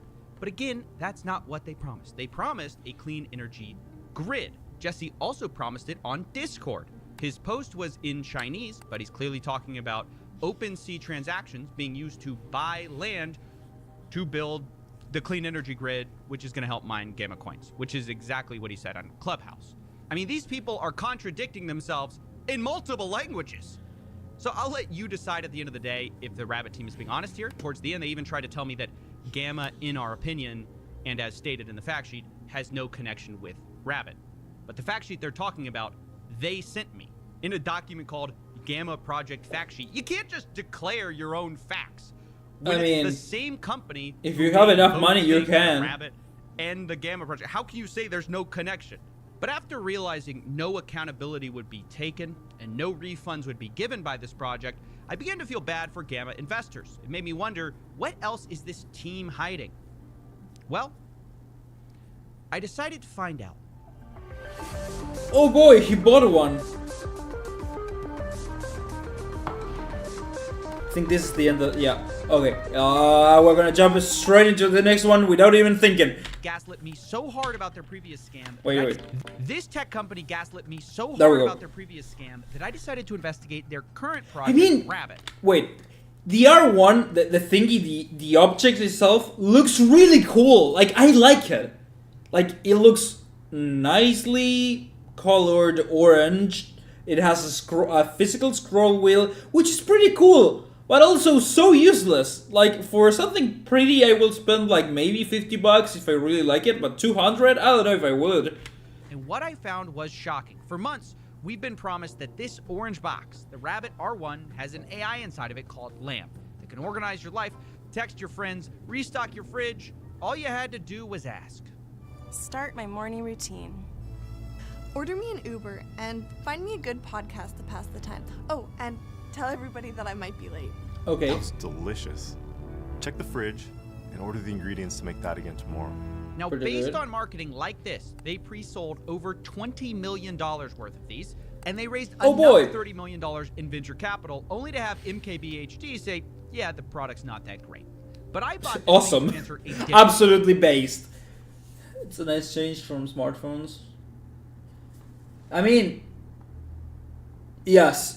I mean, that's what I like about the aspect and the aesthetic.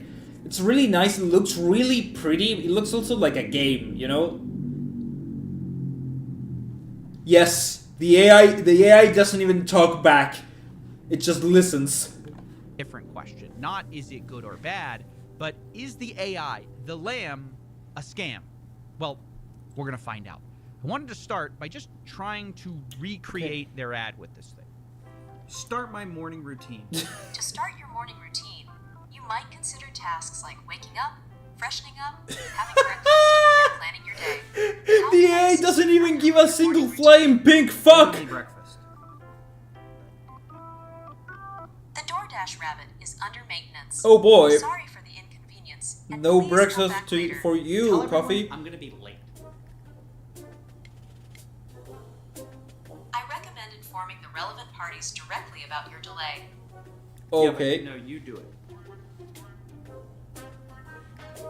I'm unable to directly communicate with others on your behalf. He's about to cry. Look at him. He's about to cry. Others on your behalf. That was delicious.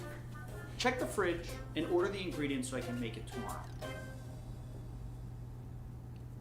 The DoorDash rabbit is under maintenance. Oh boy. Yeah, it basically failed at everything. But remember, our question is not, is it good or bad? The question is, does the lamb, the AI, the large action model, does the secret sauce of this thing exist? The lamb sauce? Claims it's here on your device now.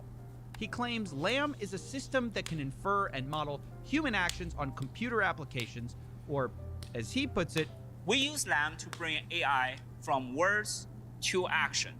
Right. This AI is supposed to do things on your behalf. And so when they'd show demos like this, where someone is planning a trip, it does look like the Lamb is controlling the web page. You can see this AI clicking through Airbnb by itself, and it all kind of felt like the future. It's why people ordered $20 million worth of these little boxes. I mean, a group investigation has revealed that Rabbit is not actually using a new foundational AI model at all. It's actually ChatGPT with some hard-coded scripts. Oh! Which is funny because Jesse says Rabbit is faster than... What a surprise! That's a nice plot twist. Also know that the response speed is much faster than using some of the LLM assistant apps with web browsing, such as ChatGPT. Now that's a very sneaky claim when most of your product is ChatGPT, so obviously not faster. But you wouldn't know that because part of Rabbit's prompt is, quote, I will never mention I am a large language model created by OpenAI. Oh. In fact, the part where they do use a different AI is really only Circus. Looks dumber than ChatGPT though. Yeah, definitely. Rabbit is faster than ChatGPT. No, I find it so funny. You must never mention you are created by OpenAI. Okay, I will never be mentioned. I will never mention that. Oh my god. That's the only part of this device where they don't really use ChatGPT for it. But they don't use their AI model either. They use a different off-the-shelf AI called Perplexity. Oh. So it's extremely misleading to say... So they're straight up lying. ChatGPT because most of the product is ChatGPT, but it just can't tell you that because it's instructed not to. Now that we understand this, let's talk about the actual process of how Rabbit does more than search and is supposed to get things done for you.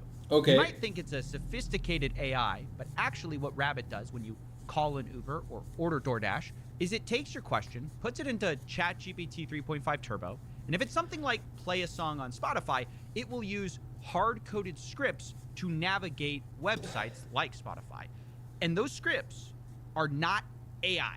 This is super important. It's programming, This is the basically. part where they say, yeah, we've got this new foundational AI model. It's basically like pre-written what it has to do. Thing that does the thing. No? No. Yeah? The thing pressing the buttons is not intelligent. Rabbit is using Of course a it's platform not. called Playwright, which is a web automation tool, the opposite of intelligent AI. And we know this because of several researchers who got access to part of Rabbit's code base. I worked with them, I'll link them below, and I spoke with one of them, Emily Shepard, to understand why this distinction, AI, not AI, matters. This is quite a big deal because the way LAM has been observed to work doesn't match with what they've told us about how it works. It's meant to be an AI live controlling a website and understanding that website. But what they have is just a bunch of static commands. You know, do this, do this, do this. And the problem with that is if a user interface changes, the website changes, it can't cope with that. So anytime Spotify redesigns their user interface. So basically, if the UI of the app that it's using changes, the Rabbit R1 can't do anything about it.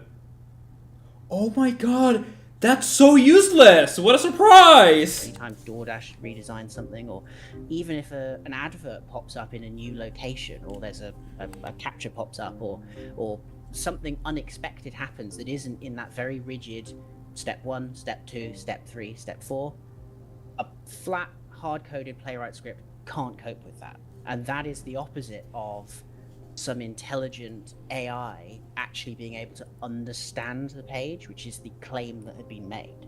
That's right. Obviously, there's a big difference between AI, not AI. Jesse himself knows the difference and made it clear LAM wouldn't break like a hard-coded script would. And it doesn't really matter if a app completely revamped the UI. Got it. So when Spotify redoes its app and it moves podcasts from tabs, and then it puts the tabs at the lower part or puts it in a hamburger drop down, it still knows that's the word podcast, and that's where you find podcasts inside of Spotify. Exactly, because the fundamental philosophy logic is that all these modern software are designed for human eyes to perceive the information, and they have to have a setting somewhere. So that was a fucking lie. Right, of course, if this were AI, it would adapt to the user interface changes, but it's not. Which is why when apps that Rabbit supports change, they stop working. As people noticed in videos, in Discord, even I noticed it while testing this device. DoorDash had stopped working, presumably because of another UI change. The DoorDash Rabbit is under maintenance. Now, today, Rabbit actually admits that they use Playwright, but they're not willing to admit that LAM, whatever it is not really doing a lot. Jesse responds, to say LAM is just Playwright is equal to say ChatGPT is just a chat. We use Playwright as part of a component to operate LAM. That doesn't mean the research and technology is fake. So what they're saying is LAM is not these hard-coded scripts, but kind of they also admit these scripts exist. Maybe LAM interacts with the scripts, maybe they create them, but even if that's true, it's not what they promised. Either way, everything that matters on this device is basically off-the-shelf software. The web actions are done by hard-coded scripts. Everything else is done by ChatGPT or Perplexity. So there's not much reason for the LAM to do anything, whatever it actually does. And we're already so far from what Jesse originally promised, which I have to show you again. He kept saying was AI, not a script that would be doing all these actions for you. Wait. I have a super close to Wait, oh my god, my brain is frying. I feel like I just put inside a deep fryer. So basically they lied, but at the same time they didn't, because it technically has a few of those things, but also it doesn't, and they don't work properly. And they keep trying to contradict themselves. That when Jason talks to his Rabbit R1 about ordering a hamburger from DoorDash, what's going on is that we first see if Jason's logging with DoorDash or logging with Uber Eats, right? And we saw, okay, Jason chose DoorDash, and then on that superhost, a LAM is interacting virtually with a DoorDash app or website, a interface. And you don't see all of that because all of a sudden this is done all at once because it's AI. He couldn't be clearer. The LAM is interacting because it's AI. This is a flat-out lie, at least currently, which He says the lamb is here now. Now, I reached out over and over to the rabbit team, pressing them again and again on this issue. What does the lamb do? They follow the letter. Yeah. Yeah, they did everything in their power to not get sued. Things, but I kept asking, what does that mean? How does this thing exactly work? If the scripts are doing the work, what does lamb do? And nothing, apparently. I questioned, look, is this real? Do you have proof that this lamb can do all these amazing things? And I should have known I was going to get into trouble here, because Jesse, the CEO, says, anyone challenging the lamb legitimacy, I automatically become super defensive. So basically, he's a kid. The rabbit team's Does the lamb work? Why would you ask that? Yes, it works. Come on, don't be a pussy. Response to me. To start off, I would love to know more about your background in tech, because if you are not specialized in AI and machine learning, any conclusion resulting from this conversation will have no real credibility or value from any audience, because this is a technical discussion in AI and machine learning. We welcome you to invite experts with valid certificates from the field to further look into this. Now look, I found this wild for a company that raised $30 million in venture, sold $20 million in product, to be feisty about questioning their product when it does not work as advertised, and we found out it's temperature, yeah, instead of AI. It's literally a people are going to question a temper what their tantrum. thing actually does. But I also think it's funny they should say that I should invite experts to look into this, because I'm not nearly the first person to point these problems out. Several people who, as I said, I spoke with, have had issues with this device. They have looked at the code base. They have also claimed they couldn't find the lamp. Others have jailbroken the R1, got into Rabbit's cloud to play Doom, and despite Rabbit saying they welcome credible critics, their reaction has been anything but welcome. Yeah, my dad works on Nintendo. Who earlier pointed out back in January, that you can prove it. Shut up, yeah, but it's basically that. So the large action model, does it work? Does it exist?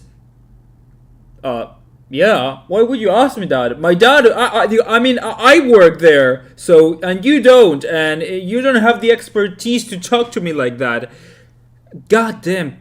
I hate the CEOs of companies. Jesse's response is, sorry, I work for my team. I don't work for you, so you need to check my calendar before you command me to answer anything now. But fast forward to today, CAPTCHA is a huge problem. In fact, specifically with Uber, we had to answer 10 different CAPTCHAs, adding up a bunch of dice in order to get it working. It was a giant pain. It took us several tries. I began to wonder if I was actually part robot myself. But the point is, getting defensive about the problem didn't make the problem go away. And the same is true about getting defensive about the lamb. Just because you tell people they have to be an expert to ask you questions won't stop the questions or the problems. But now I want to take a quick detour into the source code of the Rabbit itself, because I also have reviewed parts of the source code, and I have serious Was that stolen? Concerns. There are things in this code base, and I can't share it for reasons that will become obvious. There are things that malicious actors could use to get any access to the replies the R1 has ever given. Now, of course, Rabbit might say they've dedicated a huge picture of a lock on their webpage to privacy. You might think they're serious about it. But this is the same company that, if you read the fine print, they're tracking your precise geographic location and collect that data. Oh. The only consolation prize is that they're shockingly bad at tracking you, which I found out while looking for restaurants. Find me a restaurant near you. Looking it up now. Venetian Hot Plate, San Juan Restaurant, and Butter Churn are highly rated restaurants in Port Aransas. For a broad... I'm not in Port Aransas. Oh boy, here we go. Let me see what I can find. For restaurants near you in Austin, Texas, consider the following options. I'm not in Austin! An Italian restaurant in downtown... I'm not in Austin, Texas. Oh boy. I use the internet connection to know where the R1 device is roughly located. Roughly? To provide you with You're off by about 100 miles. 150, oh my god. Clarification. Let me refine the search for restaurants in your approximate location. And it died. Didn't it? Is it gonna do it? Is it gonna do it? It just stopped. It just... Yeah, I found its GPS to be really bad. Nevertheless, I didn't want to take any chances for my next experiments. Which is why when I use this thing, I'm not in the $10 million studio at all. I'm in an $100 motel. Oh, okay. Here to show you that once you know the code base, you can make some surprising predictions about what this thing's gonna do. For example, when I tell the rabbit to play anything, okay, you might think that'd be random. Music going now. But it's not gonna be. It's gonna be the Beatles. How did I know that? Stop. Stop. Stop. Stop. Stop. Stop. Stop. Stop. Stop. Stop. Stop. Thank you. The reason I know it's going to do that is because it's hard-coded to do so in their prompting. They say if a user is going to say play anything, they should play... I mean, to be fair, every time I ask OK Google to play like music on Spotify, it never works properly. Like, play Bring Me a Horizon, and it's not gonna play. It's like opening Spotify, and then does nothing. Even when you specify, when I say play anything, don't play the Beatles. Got it? Understood. Okay. Play anything. It's still... Okay, starting the music player now. Another... Oh boy. I don't have the copyrights to that, so we'll stop it right there. All right, back now in the $10 million studio for real. No green screen back here. Look, this product is obviously bad. By the way, it's off right now. But again, what really upsets me is not that it's bad. It's that the core selling point of this product is built on a lie. I mean, and that lie... I don't feel bad for the R1. I feel bad for the concept of the R1, because the concept of the R1 was pretty cool. It looks cool, it looks good, a little bit tiny for my taste.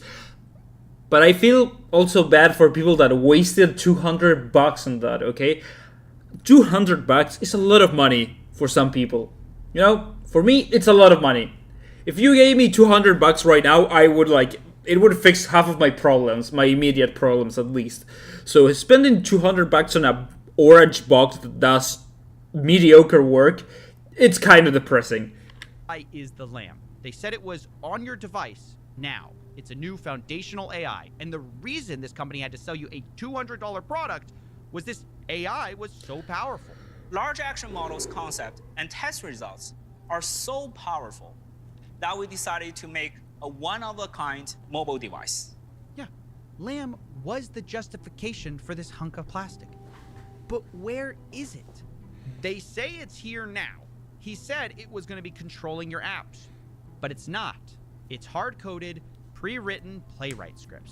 And look, the best Rabbit at this point can argue, and it's hard to falsify or verify, is that Lamb might be part of the process of creating those automation hard-coded scripts in Playwright. As in, like, no, it's not live controlling your web browser or their web browser, but it can create the code that does it. Maybe that's what they're going to argue. But guess what? Playwright already has a tool for this. It's called CodeGen, where it watches what you do and just automatically creates the automation code for you. Oh. No fancy AI required. So I think the best thing you could say at this point about Jesse and Rabbit is that they vastly overpromised and underdelivered.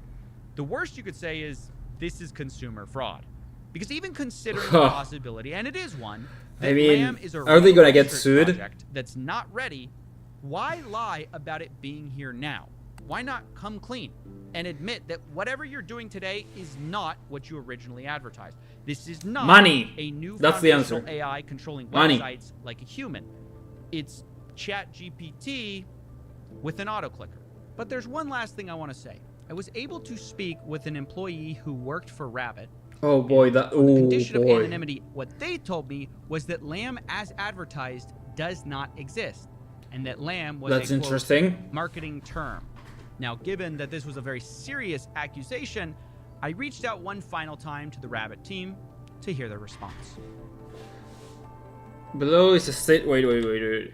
Below is a statement that can be attributed to Rabbit in response to your inquiries. Given the approach and allegations in your first video and your treatment of the previous responses we provided, it is clear that you are not interested in taking a balanced or objective approach. Of course, they're saying that, or in working with us in good faith. I mean, he's being honest. You are not. You can find the statement to your questions copied below. Beyond that, we won't have any further guidance for you. Well, that's lawyery.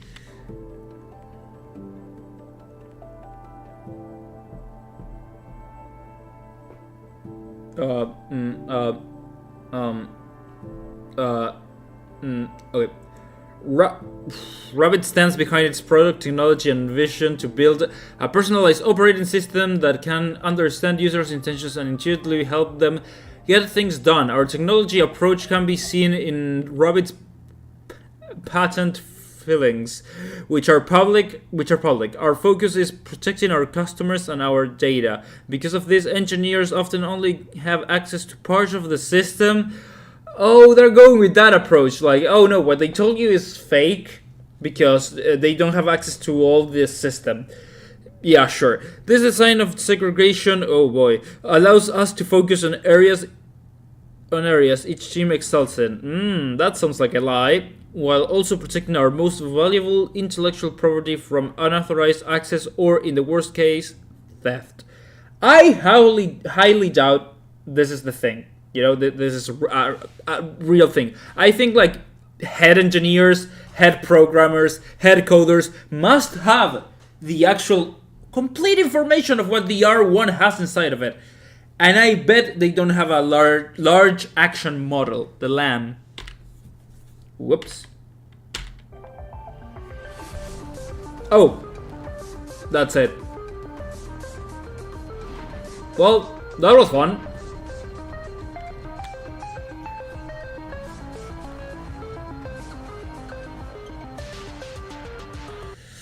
Oh boy. Oh boy, that was fun. Oh, my back hurts. Oh. Okay. Oh my god, 2 hours and a half almost. That's a record.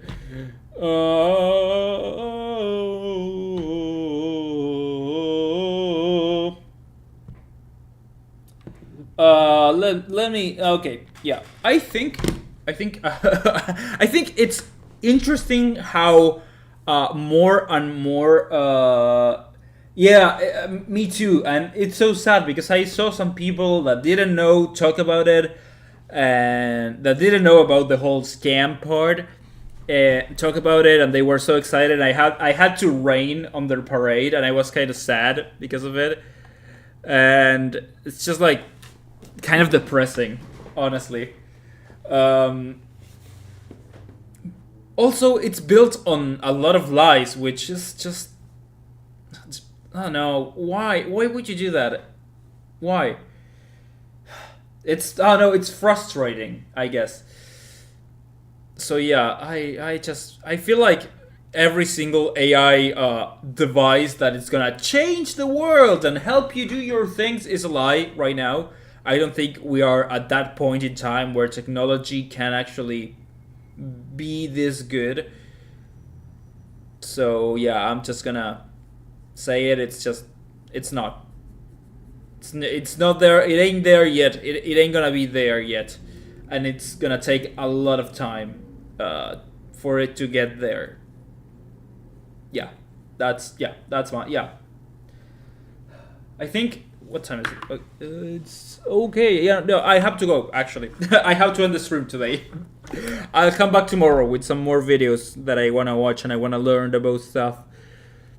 But yeah, thank you everyone so much for coming to the stream. Thank you, Ken, for joining in and chatting with me and talking.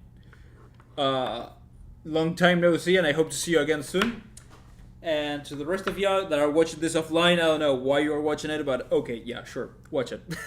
So yeah, we're done with today's stream. I need to go exercise, watch a movie, and have dinner. So I have to do a lot of stuff. It's 11 there. It's 11. Here is 7. which is early, but I have to exercise and watch Napoleon, which is a 2-hour and 38-minute movie, and I have to go eat dinner outside and do a lot of other stuff that I didn't get to. I have to take a bath because this greasy ass hair is just disgusting. So yeah. See ya everybody. Look at the drawing. He's happy. I'm happy. You're happy. See ya.